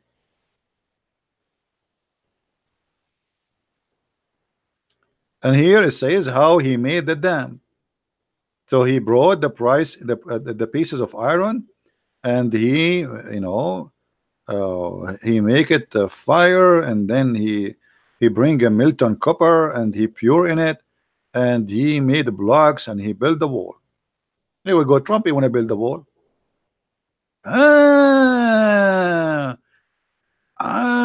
Mean. Gog and Magog and the story of Zulqarnain is about Trump, brother. Build the wall, build the wall. Here we go. The idea of build the wall. You see where Trump he got his idea, build the wall? Brothers and sisters, do you see this kafir Trump where he got his story or his idea to build the wall? From here. And absolutely is true. He is using pieces of irons. Go watch the video, brother.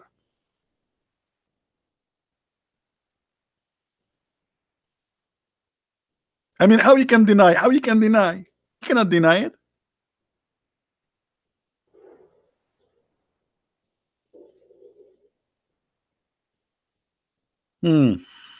Gog and Magog, huh?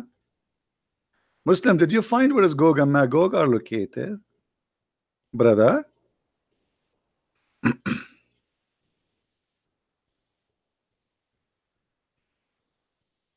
Anyone?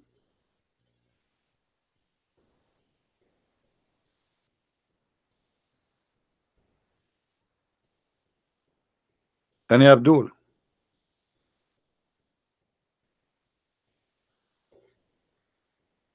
So guys, did we learn something good today? Did we learn something good? As you see, each time we go online, we share with you tons of evidence, and we connect the dots together, and we prove one thing always, that Muhammad is nothing but a scam. I say it as it is. I know there's many people, they are politically correct. Maybe they don't even dare to say the word, but I say it as it is. Muhammad is a scam. Muhammad is a false prophet. Additional to that, we have from the Bible teaching that Muhammad is an antichrist. Who is the antichrist? The Bible says whoever deny the Father and the Son. Correct? So we prove every day that Muhammad is a false prophet. He's a liar. He's a scammer. Additional to that, we have a clear proof from the Bible that Muhammad is a scam, and he is a liar, and he is an antichrist. If you don't believe me, believe the Bible. And as you see, I show you everything in the screen. You know, many people, they might make speeches. I don't use a single Christian reference, as you see, even their translation. I'm not using my own translation, as you see. This is their website, this is their translations, this is their stories, this is their reference, printed, published, given to us, preserved to us by them. Who? The Muslims. So what I can do more? Now it's your duty to help me and to copy those videos, and you can cut them pieces, depending on the topic. Like today we spoke about many topics. You can cut the video pieces, make it 15-20 minutes, and then just post it again, or repost post the whole video again, as you wish, depending on your account. So my friend, we need your help, and the help here is not for me. For me, trust me, I am the last one can be infected with this virus. But it's very sad to see someone, he is being fooled and he converted to Islam. Same time, we want to save the Muslims. We don't hate the Muslims. We want to save them from this cult.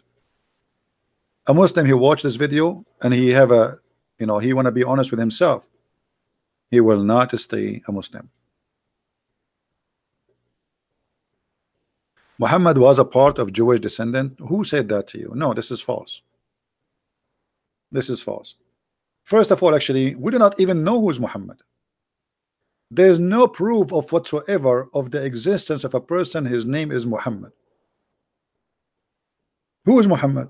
Look, the Muslim, they say our holy book is the Quran. Okay. The Quran speak about prophets. Some of them he give names about them. Some of them, I mean, who are they? They are the sons of who? As an example, Mary, she is the daughter of Umran. But if we search for Muhammad, we don't find anywhere in the Quran says Muhammad is a son of who. There's a chapter, it's called chapter of Muhammad. But in the chapter of Muhammad, there's nothing about Muhammad, except Muhammad when I have money, Muhammad when I have sex. Chapter 3, verse number 144, it says that Muhammad is just a messenger, and all the apostles before him, they pass away. False translation, which means the Quran here have a contradiction, because if this is true, that means Jesus, he passed away. And here you will notice Muhammad, he's a scam again. Anyone notice here what he said, proving to us that he's a false prophet? Anyone notice something weird in the coming sentence? Let us see if you will notice it.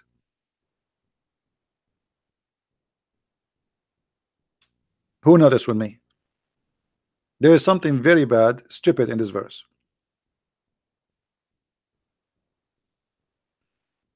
Anyone notice? I'm waiting for somebody in the chat to tell me what is wrong in this verse.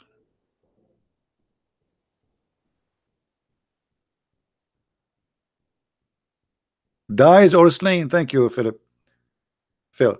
Guys, if he dies or is slain, this is Allah talking. How Allah talking? He do not know how Muhammad he will die, normal death or killed, because he don't know Muhammad what will happen to him tomorrow. So in order to cover his ass, he says if he die or get killed. I mean, is there a third option?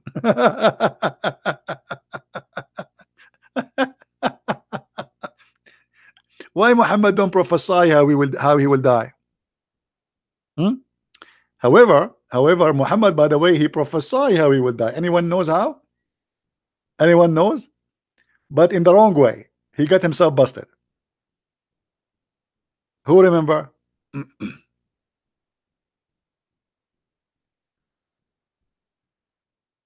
Look at this. Muhammad, he said in chapter 69, and you can read it from verse number 44. It says, speaking about Muhammad, and if Muhammad he invented false saying concerning us, which means concerning Allah, supposedly Allah is talking, we assuredly had taken him by his right hand and severely his life artery. We will cut his life artery. So if Muhammad he is liar, Allah will do this to him. This is a prophecy. Look what happened. Read carefully.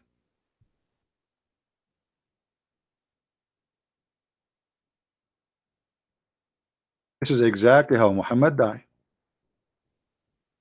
The Prophet in his element of death, which he died, used to say, "O Aisha, I still feel the pain caused by the food I ate at Khaybar, and at this time I feel my aorta being cut off from that poison." Do you see it? Do you see it, Muslims? Muhammad, he thought never, that will never happen to him. He said, Allah said, if I am lying, he will cut my aorta. But this is how he died. So even Muhammad, when he said, I am not lying, he got himself busted again. And I believe what happened, by the way, that our Lord, not the Lord of Muhammad, he made Muhammad get exposed in by saying that, which means he lead him to such a death, and to say that statement, to admit how he is dying. By admitting how he died, he just proved to us again from the Quran that he is a liar, because the Quran says it clearly that if Muhammad is a liar, Allah will cut his artery, as you see. And yeah, this is the only prophecy Muhammad he said is true. That's funny, isn't it? Unbelievable. I wanna convert to Islam, brother. Oops. Brother, the the poison I ate in Mecca is cutting my artery now. Brother, Christian Prince is the prophet, and I swear by Allah, if I'm lying to you, Allah will cut my artery. Oops, my artery is hurting me. I mean, what is that? And which make it more funny too, Muhammad, he said, I mean, this guy, he cannot keep his mouth shut, and I'm so glad that Muhammad, I mean, this guy, you see, if Muhammad, he keep his mouth shut, we will not be able to laugh that much. But thanks to God, this guy, his mouth is like a pop-up window. Muhammad, he died by poison, and he was infected by magic. And Muhammad, he claimed to be a doctor. Dr. Muhammad, let us be honest here. Let us not to call him Muhammad no more. Muhammad is a doctor. Muhammad, he said, if you eat 7 ajwa a day, no magic can affect you, neither poison. But yet Muhammad, according to Muslims and according to Muhammad, he was infected by both magic and poison.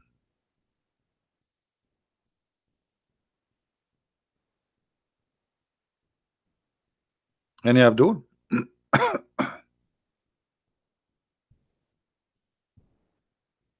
Yeah, 7 ajwa is 7 palm date fruits, The ajwa, I mean, the Muslim translation is very silly, stupid. I mean, ajwa, why you call it? Just translate. I mean, why you keep the word there?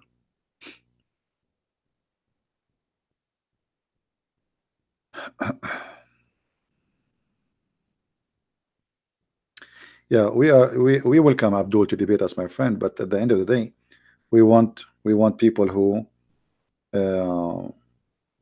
know what they are talking about. I don't want to waste my time.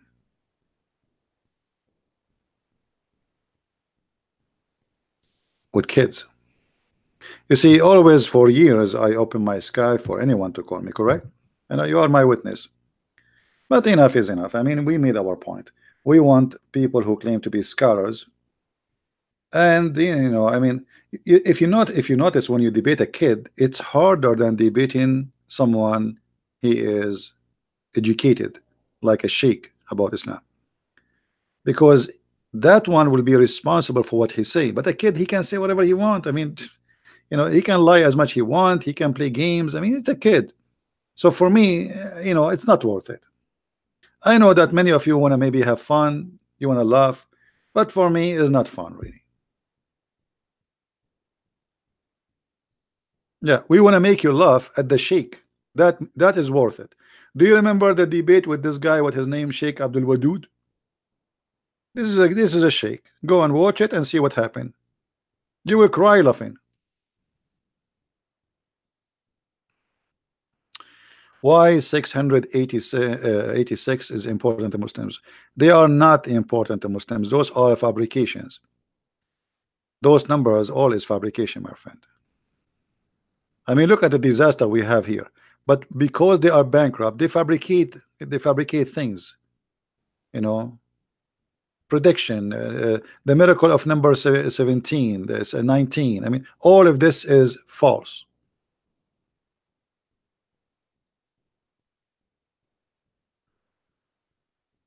All right.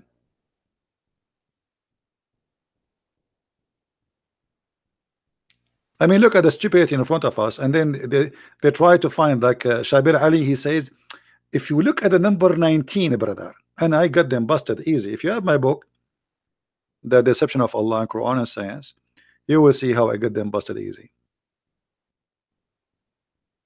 But my friend, when somebody is bankrupt, you see, for me, I do not need to look for a number to prove to you Jesus, who is Jesus. I do not need that. But when you have a false, stupid prophet like Muhammad, you are desperate. Sometimes they want to find Muhammad in the Bible because they cannot prove him to be a prophet in the Quran. They cannot prove him to be a prophet in the Hadith. We got them busted so easy. So now what we will do? Suddenly they try to find Muhammad in the Bible, but they make fun of our Bible. They say it's corrupt. It says it's false, and suddenly Muhammad is in the Bible. But look at this. Even that, if you are educated, it's easy to get them busted. Why? Look what the Quran says. Many of you heard that they say that the Bible says that Muhammad is the comforter. Is that correct? But if you go read there, you will see that the comforter is a spirit who will be with us forever. Muhammad is a man, is dead. And not only that, the Quran said that if Jesus speak, when Jesus speak, or he did speak about a prophet, he will come after him. His name is Ahmad. So who is Muhammad?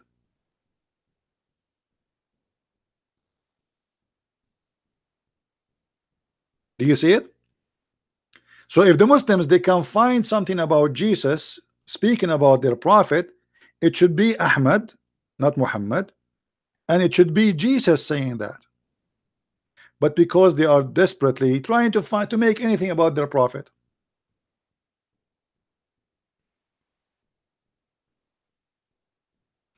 Alex, Amlex Stoop, I don't know why you are writing for me in Arabic, because your Arabic is horrible. Are you using Google?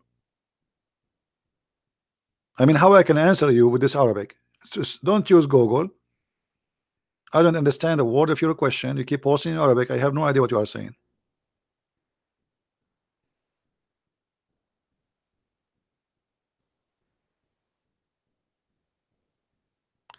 Do we have any Abdul?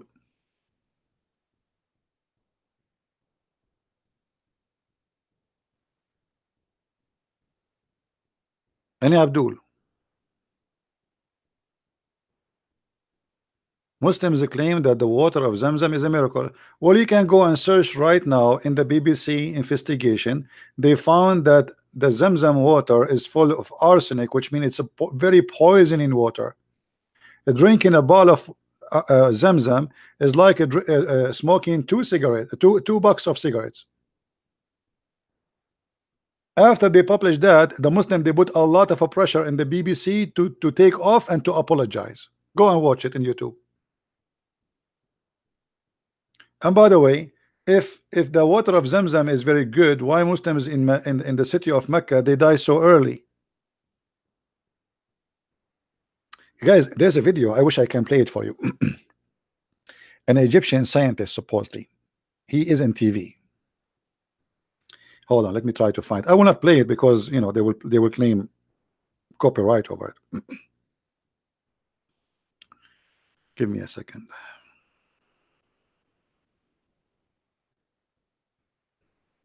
So this Egyptian, he said that the graffiti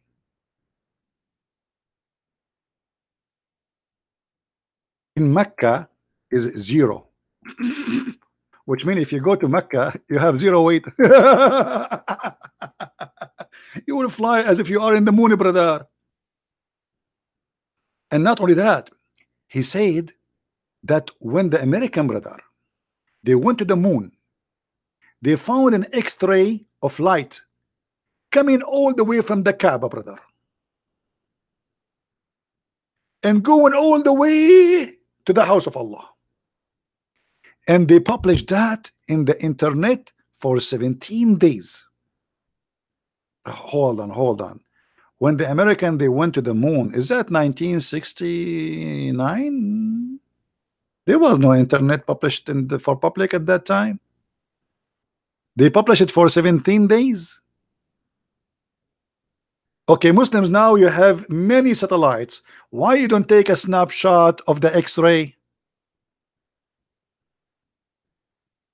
And why we can see the X-ray from the moon, we can see it from the earth? So, I mean, unbelievable. And the Muslims, they, Alhamdulillah, Allahu Akbar, brother. Allahu Akbar, Allahu Akbar.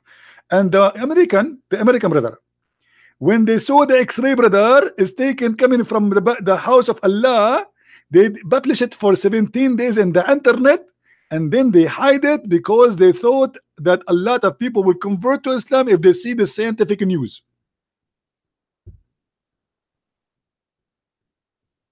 Do you see how they deceive each other?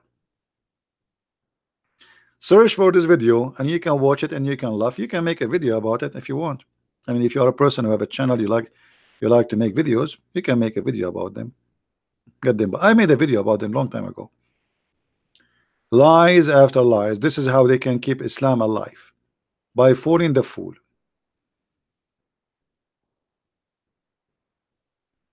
The birds cannot fly over Mecca. Yeah, there's tons of pictures of not only the birds are flying over Mecca, the bird is beep over Mecca, over the Kaaba specifically.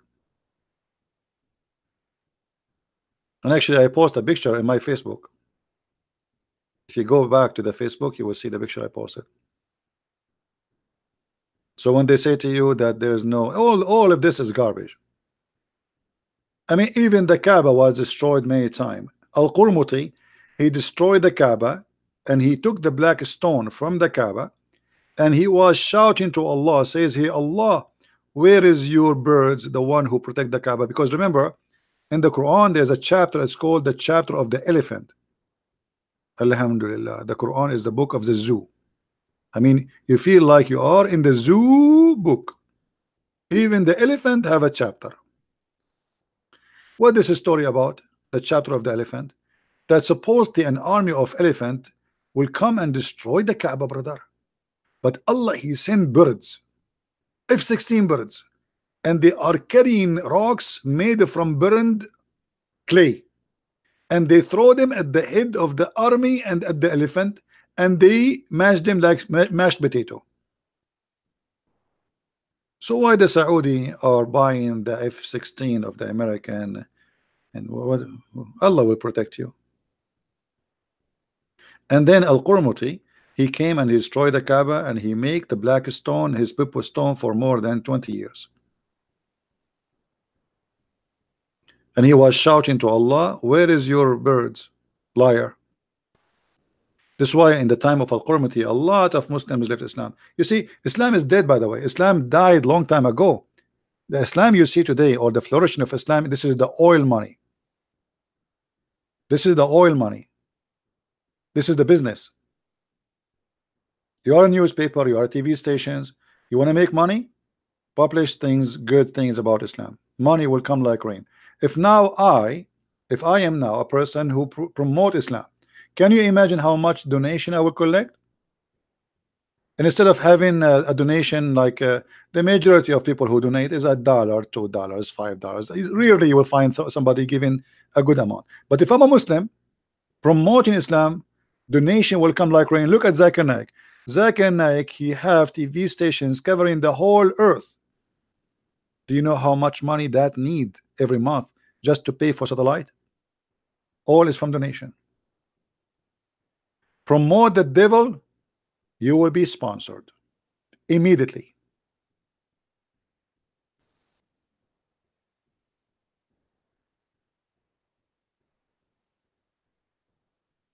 You make a book saying Muhammad is the best prophet and your name is James Thompson, you will make a lot of money from it, right?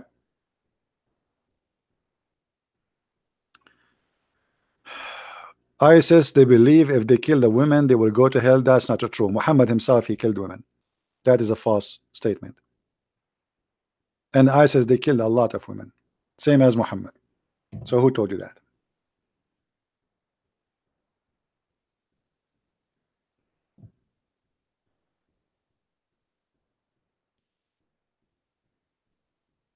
The guy who destroyed the Kaaba, obviously he is not a Muslim no more. He is originally he's a Shia.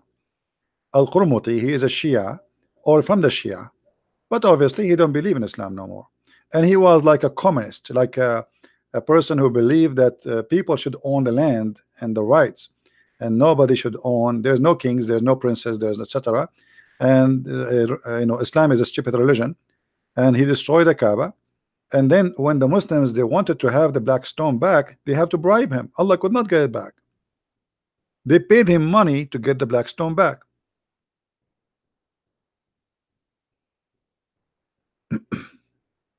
No, Shia are not atheists. This is not a true. I mean, some people they say sometimes they say things is really weird. I said that this guy have a communist idea. I did not say the Shia are atheist. The Shia are even more dangerous than the Sunni. The Shia are more dangerous than the Sunni. Both of them, they are two faces of one coin.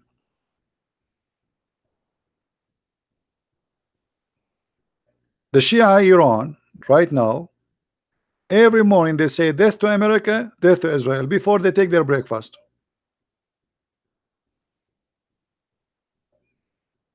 The Shia Hezbollah, they killed more than 200 Marines in Lebanon. They are the first suicide bomber. The first suicide bomber in the Middle East, it was a Shia, not a Sunni. But people, they have little knowledge about Al-Qurmuti. Search it in Google. Type Al-Qurmuti destroyed the Kaaba. Al-Kaaba was destroyed many times, not only by Al-Qurmuti, even destroyed by Sunni, like Al-Hajjaj.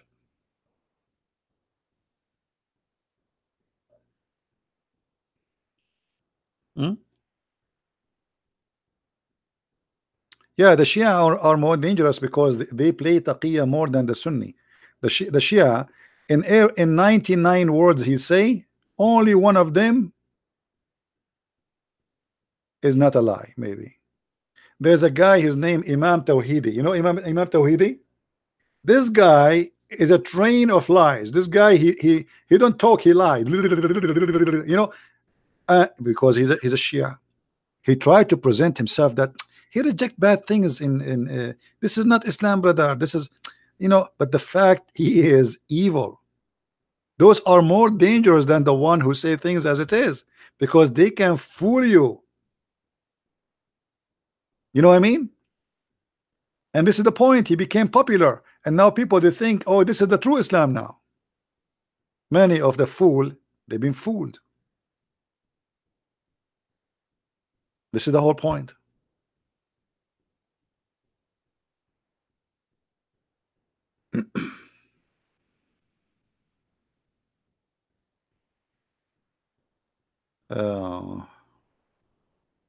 Want to reform Islam.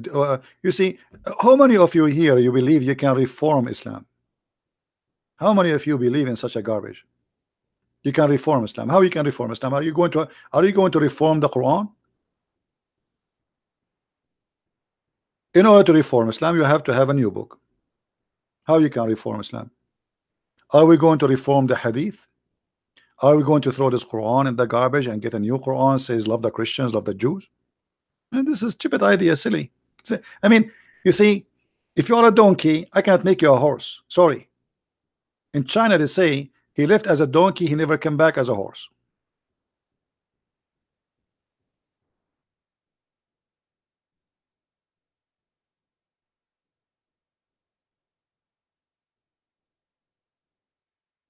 When somebody believe that there is something it's called moderate Muslim, that is a big fat lie.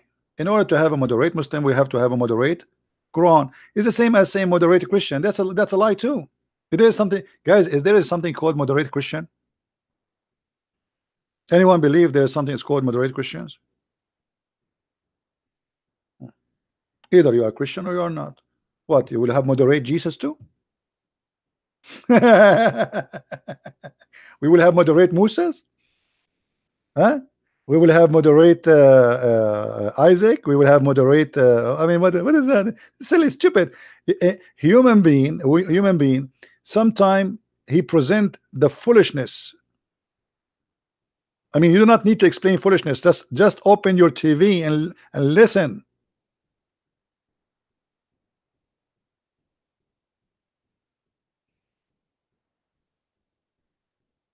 George Bush created moderate and radical. Come on, this is a politics guy. This is a guy who speak politics. You know, 90% of politics talk is a lie. It's politics. Don't mention those. We talk about religion. Don't mention to me presidents.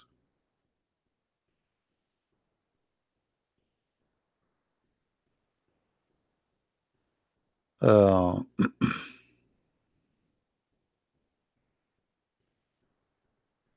anyway, always, you know, uh, think carefully about what people they try to give you as an idea to believe in it.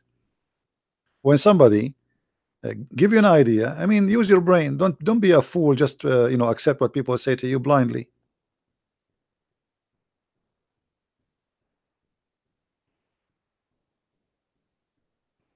Communist is a communist. Christians are Christians. Muslims are Muslims. Jews are Jews. Anyone he say moderate Jew, moderate Christian, moderate. I mean, that's a lie. At least communists they can change their book because they don't have a holy book. There's nothing is called moderate. Either you are a, like they say to you, I am a Christian but not conservative. That's mean you are not a Christian. If you say I am not conservative a Christian, that's mean you are not a Christian. You are not a believer. As simple as that. What moderate Christian? That is just a person who want to lie to at himself. Either you believe or you don't believe. Either you follow Jesus as he said or you don't. There's no so. That's what Jesus said. Either you are hot or cold.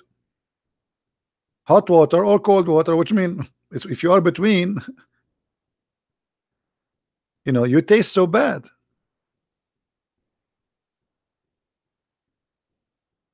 Don't talk politics.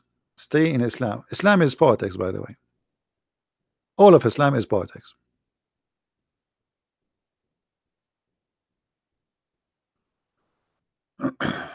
For those who speak Arabic, search a guy, his name Iraqi Shia Sheikh Ahmed Hassan Ali Al-Qabeji.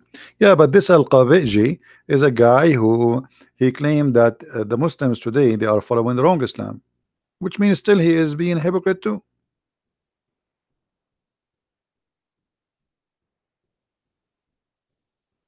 I mean, this guy is playing games. Why you don't say Islam is wrong and that's it? I saw one of his video.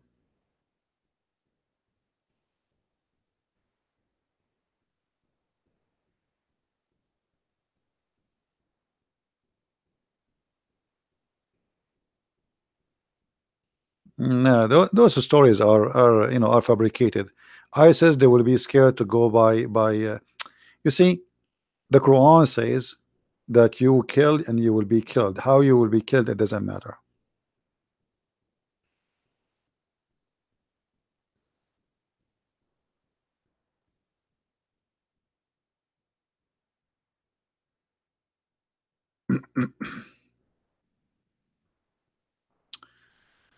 Uh, all those verses in front of us is speaking about killing.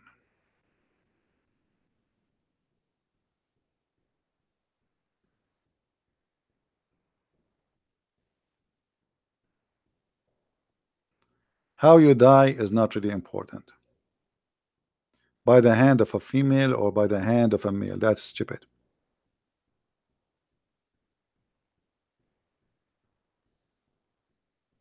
And now you watch a TV and you believe what they say to you in TV.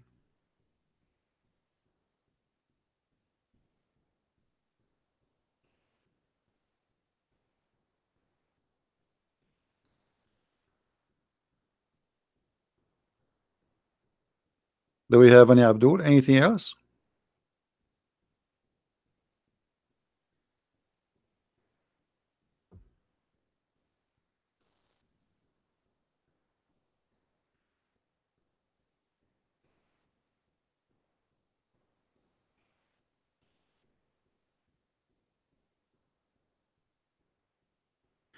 Do you have a hadith about Allah is not a spirit?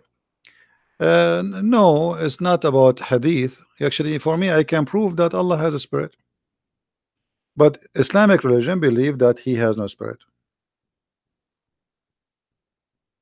So we have to go by what, when you debate somebody about his belief, you debate him about his belief, not about what you think. Right? Why Muhammad claimed that Allah is not a spirit?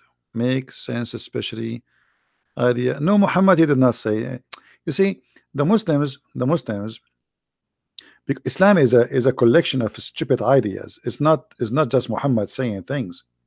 So as an example, where in the Quran it says that Jibreel is the Holy Spirit?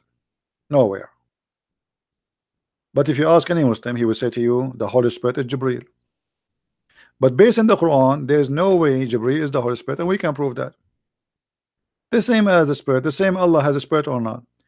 But at the end of the day, when you debate somebody about his religion, you don't make your own religion. Say, oh no, I'm going to show you from your Quran that Allah has a spirit, even if you can prove it. Because at the end of the day, you are debating him about what he believes, not what it is. Do you understand me?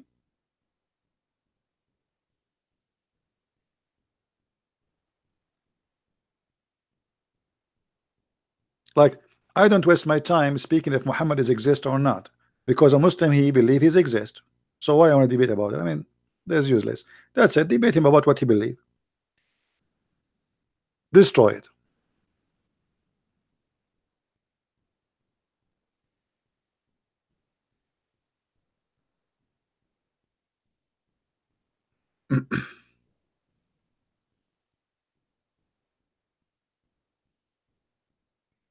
Just search right now in Google, you will see this is the fatwa, the Muslim fatwa, that Allah is not a spirit. Every Muslim believe in that. I mean, if you believe Allah has a spirit, you are not a Muslim, that you are out of Islam. I mean, why the Muslim, he don't search himself? Search, type 2 words in Google, is Allah is a spirit? The answer no. Why we have to do the whole job for the Muslims?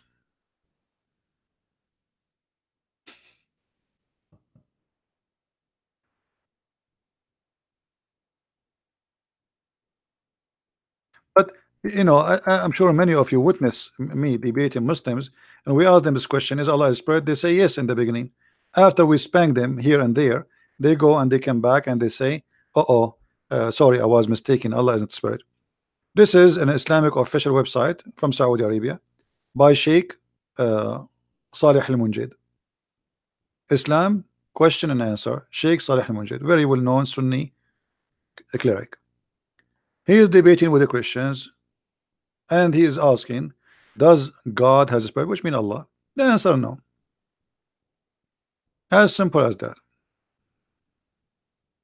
The spirit or a soul is not one of the attributes of Allah. Do you see it?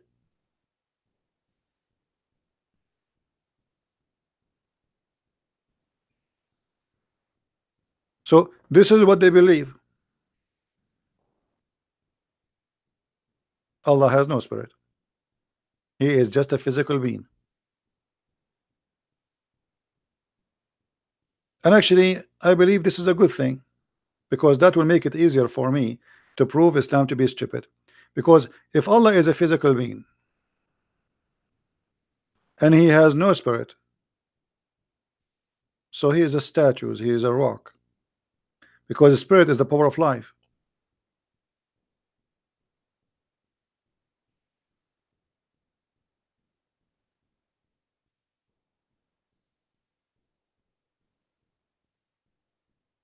Elena asking, is there's hadith about well, there's many hadith about those, about Muhammad doing let us say what they call it, not sex as sex, like kissing her, touching her, you know, playing with her during the time of fasting, even sucking her tongue.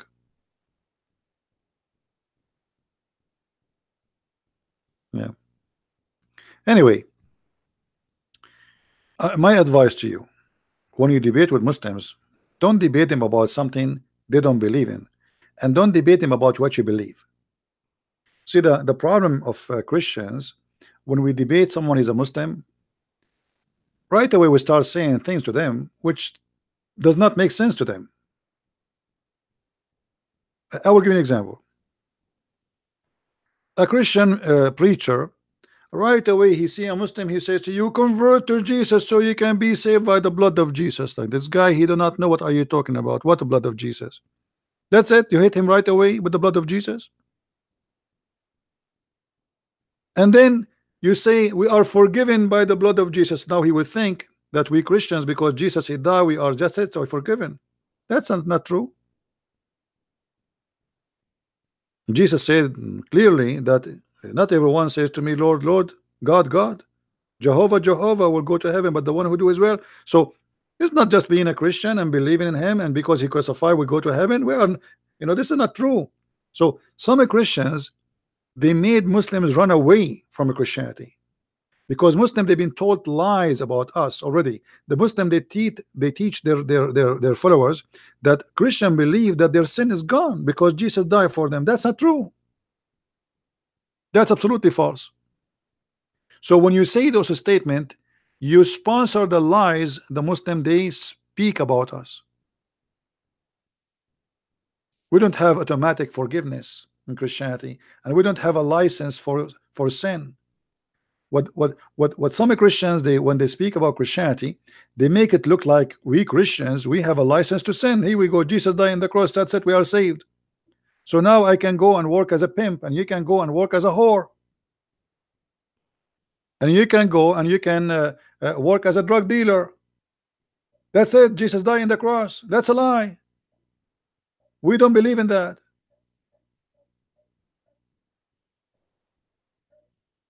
So Christians have to learn how to speak to somebody, especially like Muslims.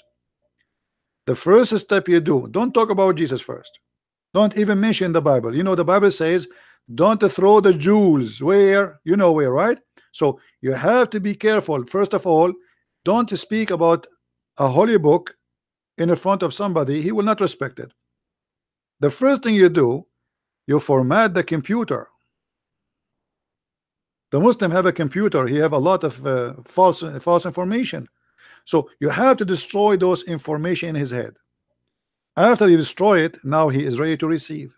Before that, you are wasting your time.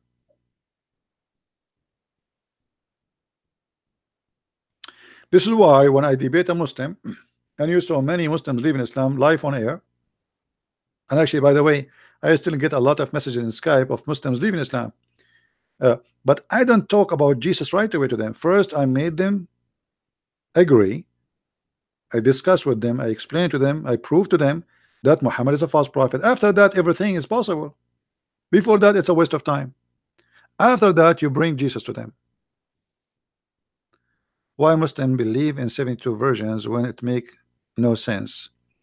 Because those versions are a spirit or really physical women. No, they are women. They are women.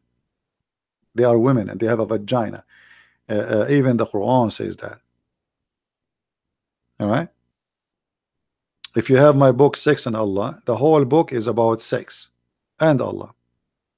So those are not spirits, and this is additional problem. Western or non-Western, who they are Christian or not Christians, When they speak to Muslims, they think Muslims are, as an example, when the Muslim they say genie, Christian person he says, oh, this is demon. No, the Muslim don't believe in demon. They don't. When a Muslim he say adultery, adultery in Islam is not the adultery in Christianity. In Islam you can do adultery, but you have to do it in a legal way. Even the Quran says you can do prostitution. Force not your slave girls to do prostitution unless, you know, I mean, if they wish chastity, which mean ask them, do you like to be prostitute? And even if force them, there's no punishment, there's no penalty. As long they are slaves, you can force them to do prostitution. If you force them, Allah don't like that. He prefer if you ask them, do you like it? But even if you force them, there's no penalty, there's no sin. And slaves always in Islam they use for sex.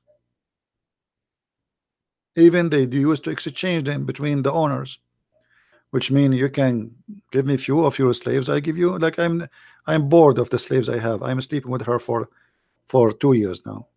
I can't afford to buy a brand new one. So I go to you, give me your slave, I will give you my slave. Exchange of goods. So always the Christians they assume that when a Muslim he says something, he is talking about the same thing in Christianity. God in Islam is not the same as the God of Christianity. Our God is a spirit, their God is not. God in Islam have description, nature, existence is totally different from the God of Christianity. But because a human being is always naive, you know, like, okay, a Hindu he say the word God, that's mean he's talking about God, but maybe his God is not what you think. You know, like in India, I'm not talking about now a specific like I'm talking about a specific group. I saw a documentary about a temple in India. They worship rats. Okay, but will never come to your head that somebody is going to worship rat when you say God. So try to isolate that idea from your head, what you have about God in your belief. Don't assume it is the same about the God of the other belief. You know what I mean?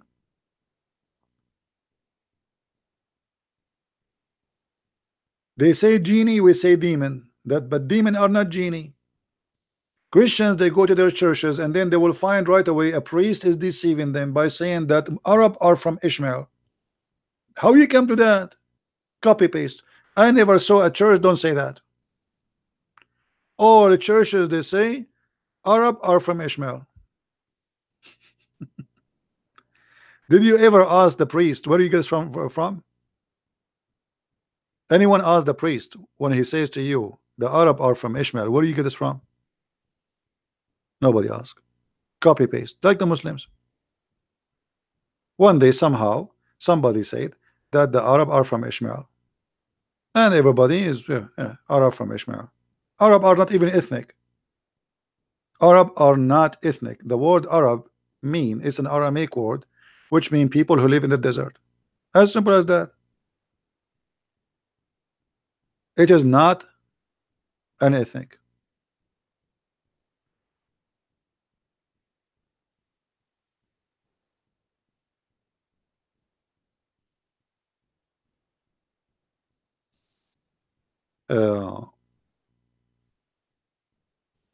But anyway, we have an illness in the society of copy paste. Yeah, Osama Dagdog translation. I did not read all of it, but I believe is good.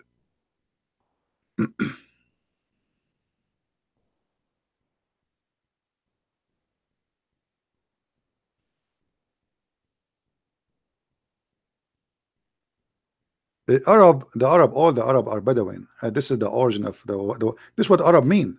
Arab mean people of the desert. It's not an ethnic group. Whoever live in that desert, he is an Arab. Which mean if the Aramaic they met you and you live in Nevada at that time and you have a tent, they call you Arab. It's not a name of a nation. All right.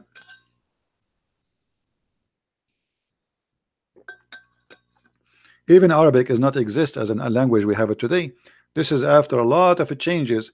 Arabic is a collection of Aramaic, Hebrew, Ethiopian, Egyptian, Persian, tons of words. If you go in the Quran, I mean, you will find endless numbers of foreign words.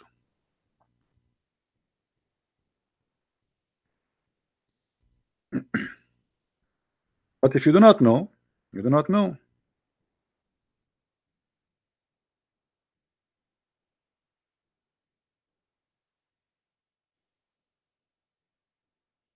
Even the name of the Quran, the word Quran, is not Arabic. But yet the Quran itself says that this is a pure Arabic. And by the way, the Muslims agree. The Muslims agree that there's tons of words in the Quran which is not Arabic.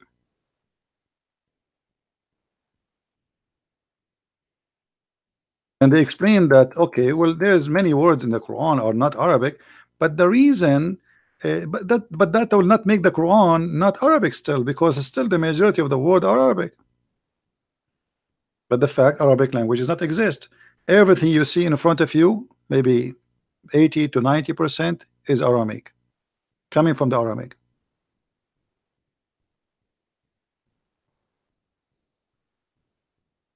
Uh, the Muslim as an example. Let us see this verse. Chapter 16, verse number 103. Anyone knows what this verse is about? Why Muhammad is making this verse? Muhammad was accused that he sat with two guys who they are slaves, captured from north of Iraq. North of Iraq. Some stories they say that those are Christians from Syria, regardless who they are. They accuse him that Muhammad is learning from them and copying what they say, and he said the Quran, which means the Quran is made by those two. So Muhammad, in order to answer them, look what he said. We know certainly, they say, that this is only human instructed him, and if you go to the details you will see the names of those people. And they say, and now Muhammad is refuting them, says, but those two slaves don't speak pure Arabic, while the Quran is a pure Arabic. What a funny answer. You do not need them to speak pure Arabic to make pure Arabic Quran. If you are an Arab, you listen to them, you make the story in Arabic, as simple as that. You know what I mean? Let us say an Indian guy who speak broken Arabic, and he told me a story. Can't I make it in a good Arabic story? You can, because your language is better than mine. Aramaic and Arabic are not sister language. That's a lie. There's nothing is called Arabic language. Actually, I believe strongly that the first Quran never written in Arabic. It was in Aramaic.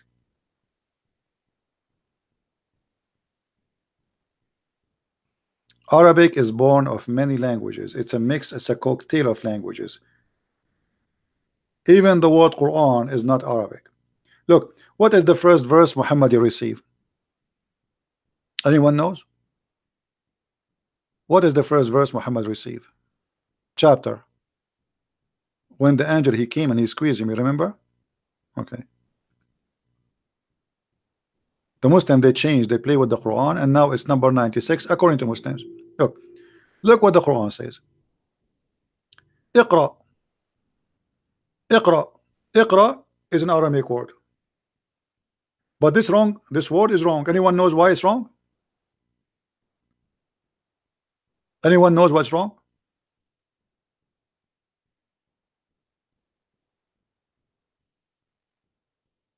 Who knows?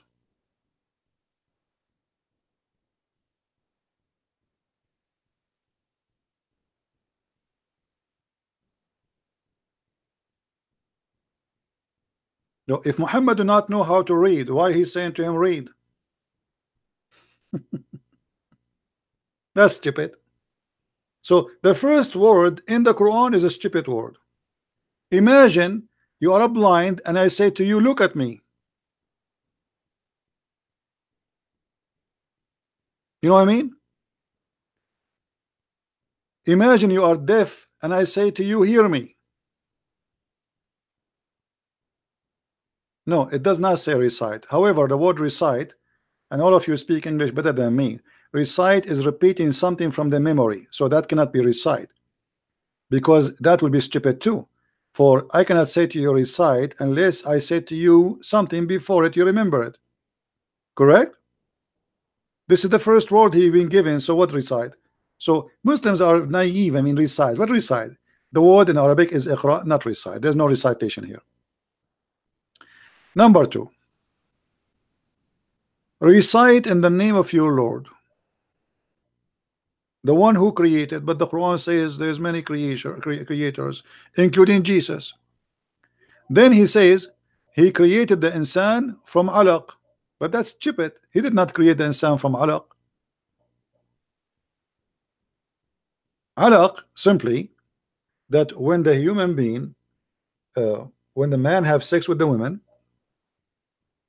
if you remember, Muhammad speak about in the chapter of An-Nur that in the first thing you are a water, you are a sperm, and then he will make you a congealed blood. That is alaq. So we are not made from alaq. That's stupid. Alaq is a congealed blood. Change the translation. This is who? Translator Kari. Good is not Curry. Carry. Let us go.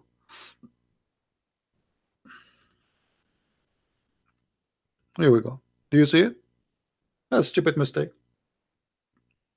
He created the man of a blood clot. Do you see it? So every verse in the Quran is a disaster of stupidity. And look, here we change the translator. Look what happened. This guy, he's saying recite. That is stupid, right? We explain to you why. Because the word recite is repeating something in your memory. Same time, let us change it. Let us give it all the options. Repeat, repeat. Forget about recite, forget about read. But isn't it the story in the hadith says, Muhammad, he says, I cannot recite, or I cannot read, or I cannot repeat. That would be stupid. Why I will say I cannot repeat? By saying the word repeat, you just repeat. Just to make it simple for you. If the word here, which is a lie, is recite, and you say to me recite, just one word, and I say to you I cannot recite, I mean, who is the stupid here? I just repeated what you told me to do. It's like saying to you I cannot say recite. Do you guys, do you understand? People, do you understand me? It's like I said to you, say falafel, and you say to me I cannot say falafel, but you just said falafel already.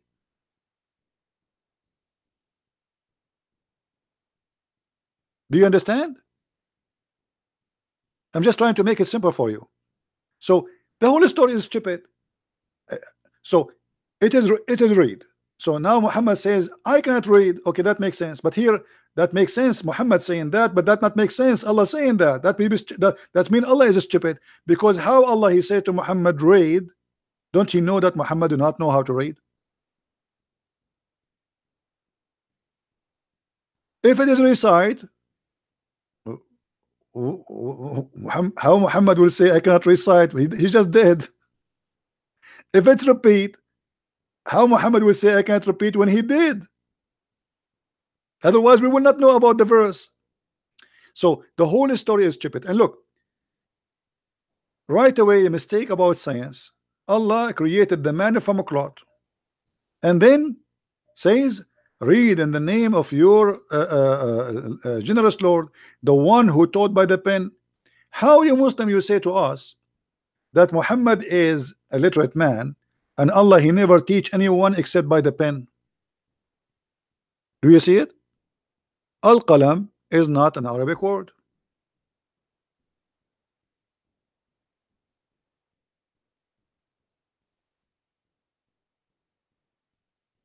And how Allah He taught by the pen?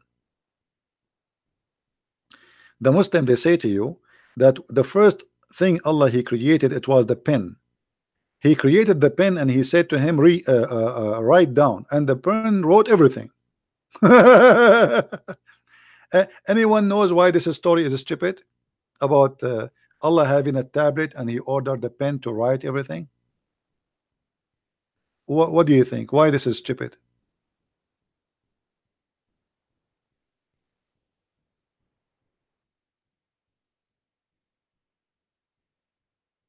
Allah He wrote a tablet.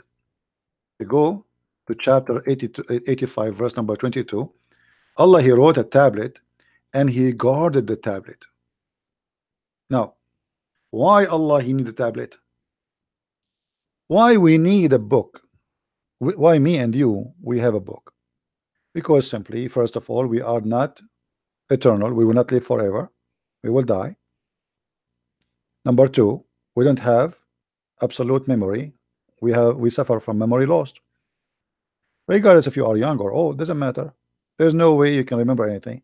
I mean, all the time. So we have books for a reason. God have a book for what? Especially this book, nobody can read it. And Allah He put it between the two eyes of Israfil. Israfil is a big angel. Allah He put it between his eyebrows. It's a huge tablet. The distance between the tablet is the same distance between the earth and the heaven. So if God He wrote, He will write for us, not for him. As an example, God He gave Moses the tablet, but this is for Moses, not for God. Why God need a tablet? No answer. Ahmed Baalbaki, yes, I remember you, Ahmed. How are you? I left Islam. How I can call you to discuss Christianity? Text me in Skype, my friend. When we are like now, I am here for many hours. Baalbaki. When I am maybe next time, you can text me and I will call you. All right, my friend. Yeah, Ahmed Baalbaki, if you remember him, he is a Lebanese who called me before live on air, and he decided to leave Islam live on air with us. You remember him? Yeah. Welcome, Baalbaki. So all the Quran, it does not make sense. Everything there, from the first verse to the last verse, it's a collection of stupidity. Look at this here. Didn't you see the one who forbid? No, we did not see the one who forbid. Did you see? How you say to us Allah is unseen, and then you say, did you see the one who forbid?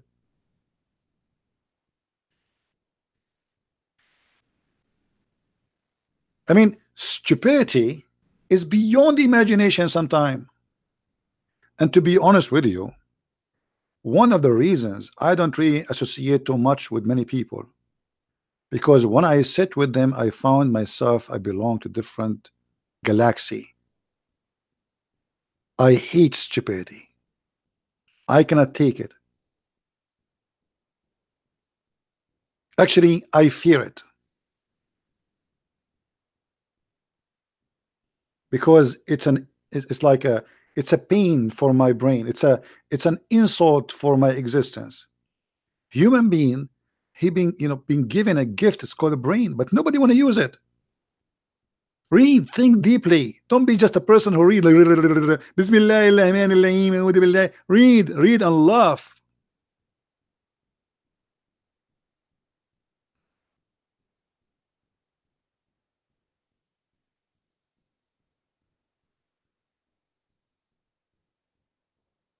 Stupidity is an illness, and we can fight this illness if you decide to use your brain. But many of us, we are lazy. We don't want to. We want somebody else to use his brain.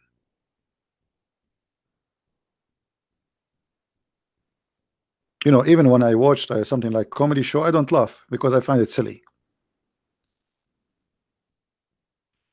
Like you play a YouTube and then suddenly you see a woman, she say to you, my mom, she said to me, when you shave the legs of your legs, the hair of your legs, shave until here. Anybody laughing? Ha, ha, ha. I mean, people, they really pay money for this, and this is funny. This is telling you how silly you can be as a human.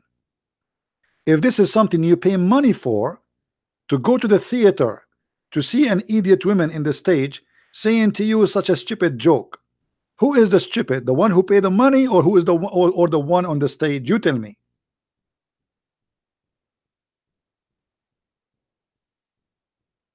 Islam is no different.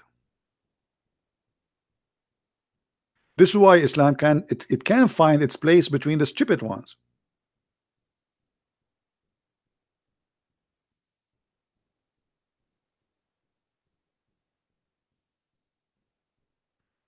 I challenge any Muslim to find me one chapter in the Quran is not a joke. Any chapter, anything.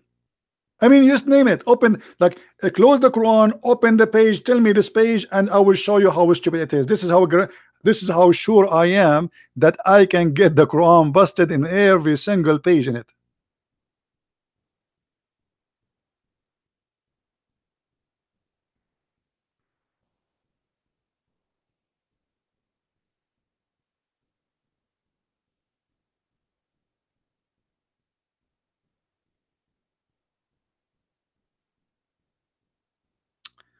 Anyway, uh, I hope that's what we do here is a very good education for people. Netanyahu is elected. I think my personally, I don't like Netanyahu because I believe he's a corrupt person. However, better than having somebody from the left in Israel. If the left took over, they will give Jerusalem to the Muslims. So sometime you find yourself you have no better choice. It's not the same as in America. In America they put in front of us on the stage like 20 donkeys, and then they say to us, choose one of them. So what you choose? You choose the one who will kick you less, but all of them, they are donkeys.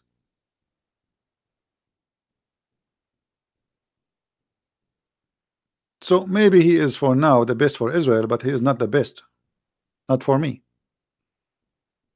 The best between those who they are going for election.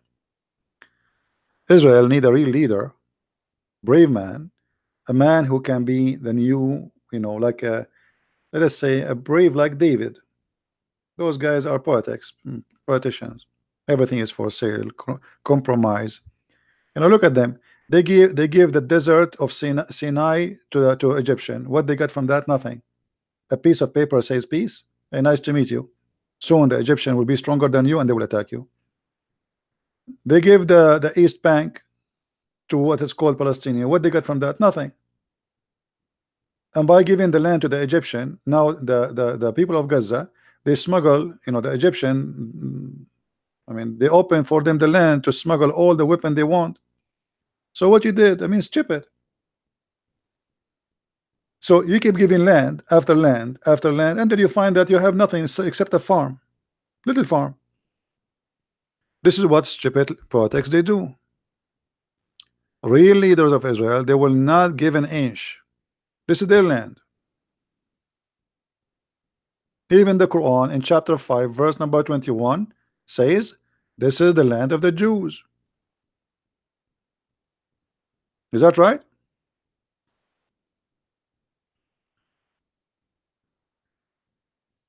Leaders, my friend, leaders can destroy nations and they can build nations. Look at Russia. When Putin he took over Russia, the Russian people, poor people, they were suffering badly. Russian women, they became sex toys for sale, sadly, just because of having bad leaders before them. Putin came and look at Russia now. The Russian, which is supposedly coming from out of a communist, now they have more billionaires than anyone in the world. Very rich country. Leader can destroy. Look at Trump. Trump, he took the office, the country was going down. Now the economy is going up so fast. What happened? It's the same country, just change the leader. So there's many kingdoms, they've been destroyed because of their stupid kings, and there's many kingdoms they establish because they have a smart one. Sadly, in the West, most of people, they don't go by media, TV. I mean, there's good people there, they can be perfect for you to be a ruler, but they will not be there because they don't have the money. You have to be sponsored by the power of the devil to be there. All right. What about Jesus is the leader of the whole world, my friend? We are talking about the world today. Jesus, he says, I am not from this earth, I am from above. So he is not the king of this earth. The king of this earth is the devil.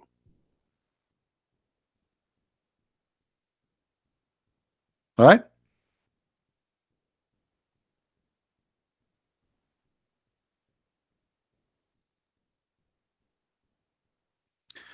Look, this guy Muslim Papa, he said, look at this, guys.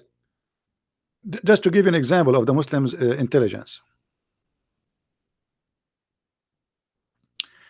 CP, don't lie. The Holy Land was given to Abraham, and this is descendant Arab, her descendant of Abraham, same as the children of Israel. That's stupid of you, because the Quran never says that the Holy Land was given to Abraham. You must be a fool and eating too much hashish. I am even showing you the verse in the Quran, you idiot. I mean, look at them. They say to me, you are a liar, when I am showing them the Quran. Can you show me the verse in the Quran saying that Allah, he gave the Holy Land to Abraham? Here we go. I'm here for you. I will give you, you know what? I will give you 10,000 years from now. Give me the verse. This is the Quran, chapter 5, verse number 20-21. Allah, he ordered Moses to go and attack the land, and he called it the Holy Land. Are you there, Abdul? Look what will happen now. He will put his nose behind his toes and he will say, I don't hear you, I'm deaf. Secondly, how Abraham is the father of the Arab, even if even your book says that Ishmael, he learned Arabic at the age of 11. Which means there was Arab before him. So how he can be the father of the Arab, you donkey? And not only that, another surprise. According to Muslim books, Ishmael, he did marry from the tribe of Jahm, but Jahm are the enemy of Muhammad. So how he married from the tribe of Jahm, who they are the enemy of the tribe of Muhammad, and they are the father of Muhammad?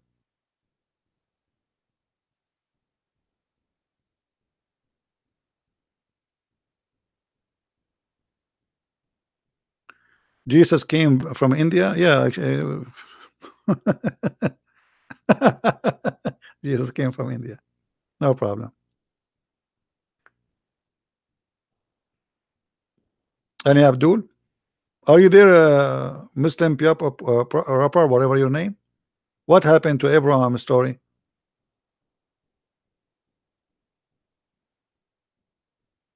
He is searching Prophet Google now. How Google can help him. Same time, Ishmael. Okay, guys, let me show you the stupidity here. I am an Arab. I will marry a Chinese woman, or a German woman, or a French woman. Okay, let us do this. So, if I am an Arab and I marry a Chinese, my son will be German. This is what they claim. Ishmael, Ishmael is a son of who? Is a son of Abraham. Okay, from who? From Hajar. The father is Aramic. The mother is Egyptian. The son is Arab. Have you ever heard of a stupid story like this before?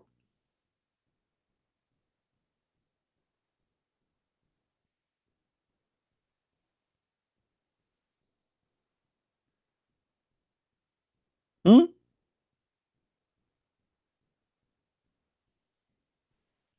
But Muhammad and the Muslims, because they are desperate, trying to make Abraham is the grandfather of Muhammad, so that will make him legitimate to be a prophet. But that will not be right. Even in the Quran, we can get him busted from the Quran.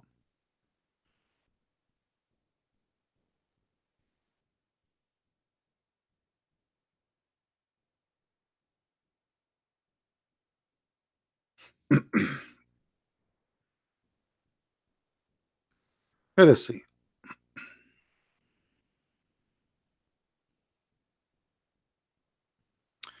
Read with me. Chapter 6, verse number 84. And we gave him Isaac and Jacob. Hey Muhammad, where is Ishmael? Ishmael will appear in different place. So why he did not mention him here? Let me tell you why. We gave him Isaac and Jacob, and each we guided.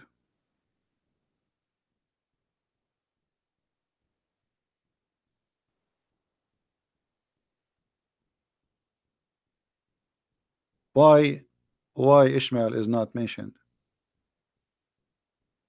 Muhammad at that time, he was trying to be hypocrite to the Jews.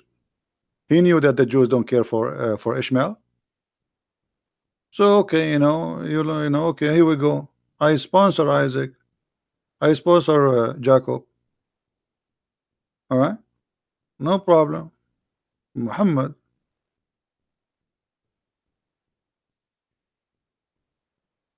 Different verse.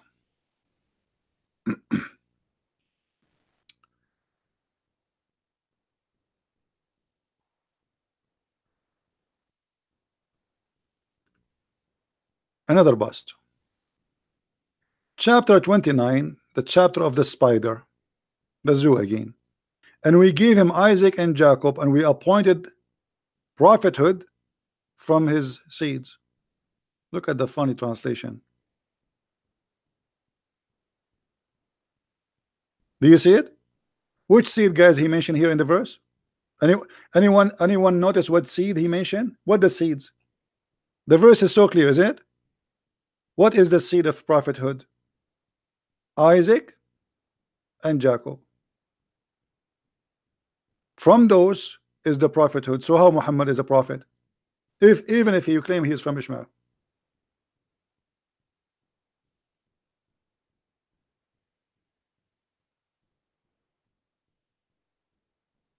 Right? So even the Quran proved Muhammad to be a false man. Ahmed, don't think about my accent and where I am from. Think about what we are talking about, my friend.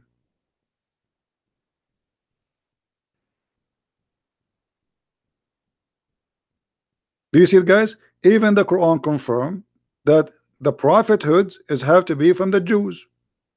Yes, from Abraham, but Isaac and Jacob. Where is Ishmael? What happened? Remember, Ishmael is the elder, right? So we should mention Ishmael first, actually.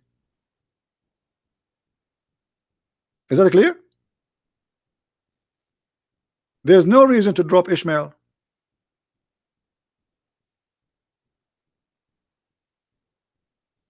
Ishmael should be the first in the names when you mention his kids because he's the older.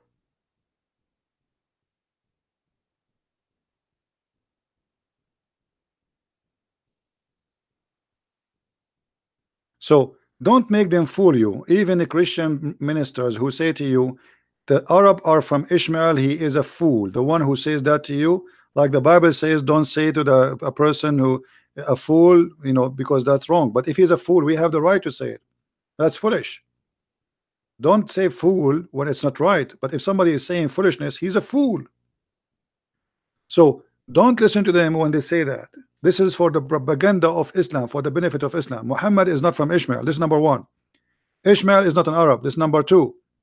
And if I marry someone, a woman, she is from different ethnic, that will make my children from that ethnic. That means Musa himself is an Arab, or he is a Bedouin. Isn't it Musa he marry a woman from the Bedouin? Is that true, guys? Why nobody says the children of Musa are Arab?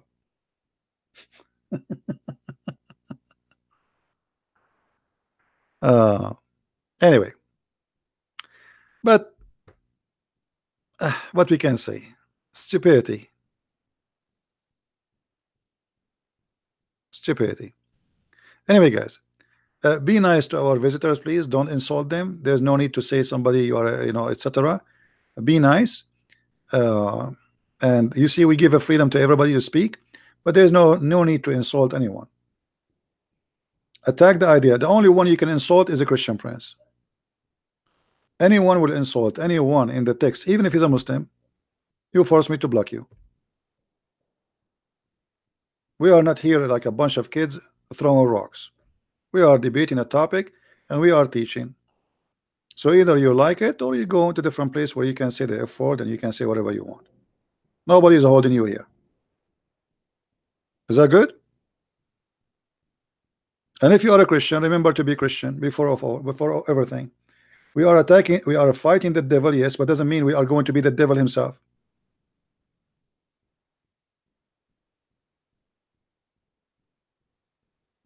So talk as a Christian, remember to be Christians, and be present Christianity to people, being rude. And you see, for me, people, they say sometimes you are rude, but I mean the topic is bad and people lie, and people, they try to lie to you and try to deceive you, and you are fighting the lies. I'm not fighting the person, we are fighting the devil. And I cannot be nice with the devil, but I am saying to you, when somebody he come, he is new, he don't know what we are talking about, he is learning, he is rejecting, there is no need to call names. Show him, explain to him, etc. If he's a by the way, if somebody is lying and you call him a liar, you are not calling him a name. You know what I mean? This is not a name. If I lie, okay, I'm a liar. You say you guys liar. That is not a name. But let us avoid low class conversation. Anyway, guys, we are here for many hours. I want to say thank you. Don't forget to download the videos if you care and share them with your friends. We shared a lot of things today. You can cut it pieces and share it with everybody. And if you like, if you are a person who like to read and to have reference, please don't forget to search my books in Amazon France, Amazon Germany, Amazon Dutch. We have in many languages, even in Spanish. Our book in Spanish is published already in Dutch, Swedish, French, and soon Portuguese. We encourage people to read and to earn knowledge. There's one thing, never grow old. That is your knowledge. Your face will grow old, your health will grow old, but there's something you will be happy to grow. That is your wisdom. So always seek knowledge, my friend. Learn, because this is the only thing make us different from animals. Otherwise, we are the same. We eat, we drink, we sleep, and we die. But knowledge is wisdom, and those who have wisdom, they will make right decisions in their life. So collect wisdom as much as you can, and trust me, the more you learn, when you go and sit with people, they will respect you, because your wisdom will speak, your knowledge will speak. People will notice right away that you are different. You are not just an additional person in the chair sitting there. Your knowledge will speak. People will listen immediately. They will notice that this is different. This is something we did not hear before. So knowledge will give you really a place you never have before. Wherever you go, it doesn't matter what country you travel to. Look at me. I am a person who is English even is not good, but you are listening to me because I have knowledge. If I have none, even one of you will sit and waste a minute listening to me. Why even you want to read my books? So learning, education is a must for us, and this is why Jesus says, search the books. Search the books, read them, and you will find the truth, and the truth will set you free. With the wisdom of my Lord, I leave you in peace, and peace will give you if you ask for it. Christ is Lord, Islam is false. And see you soon again. Take care. Bye bye.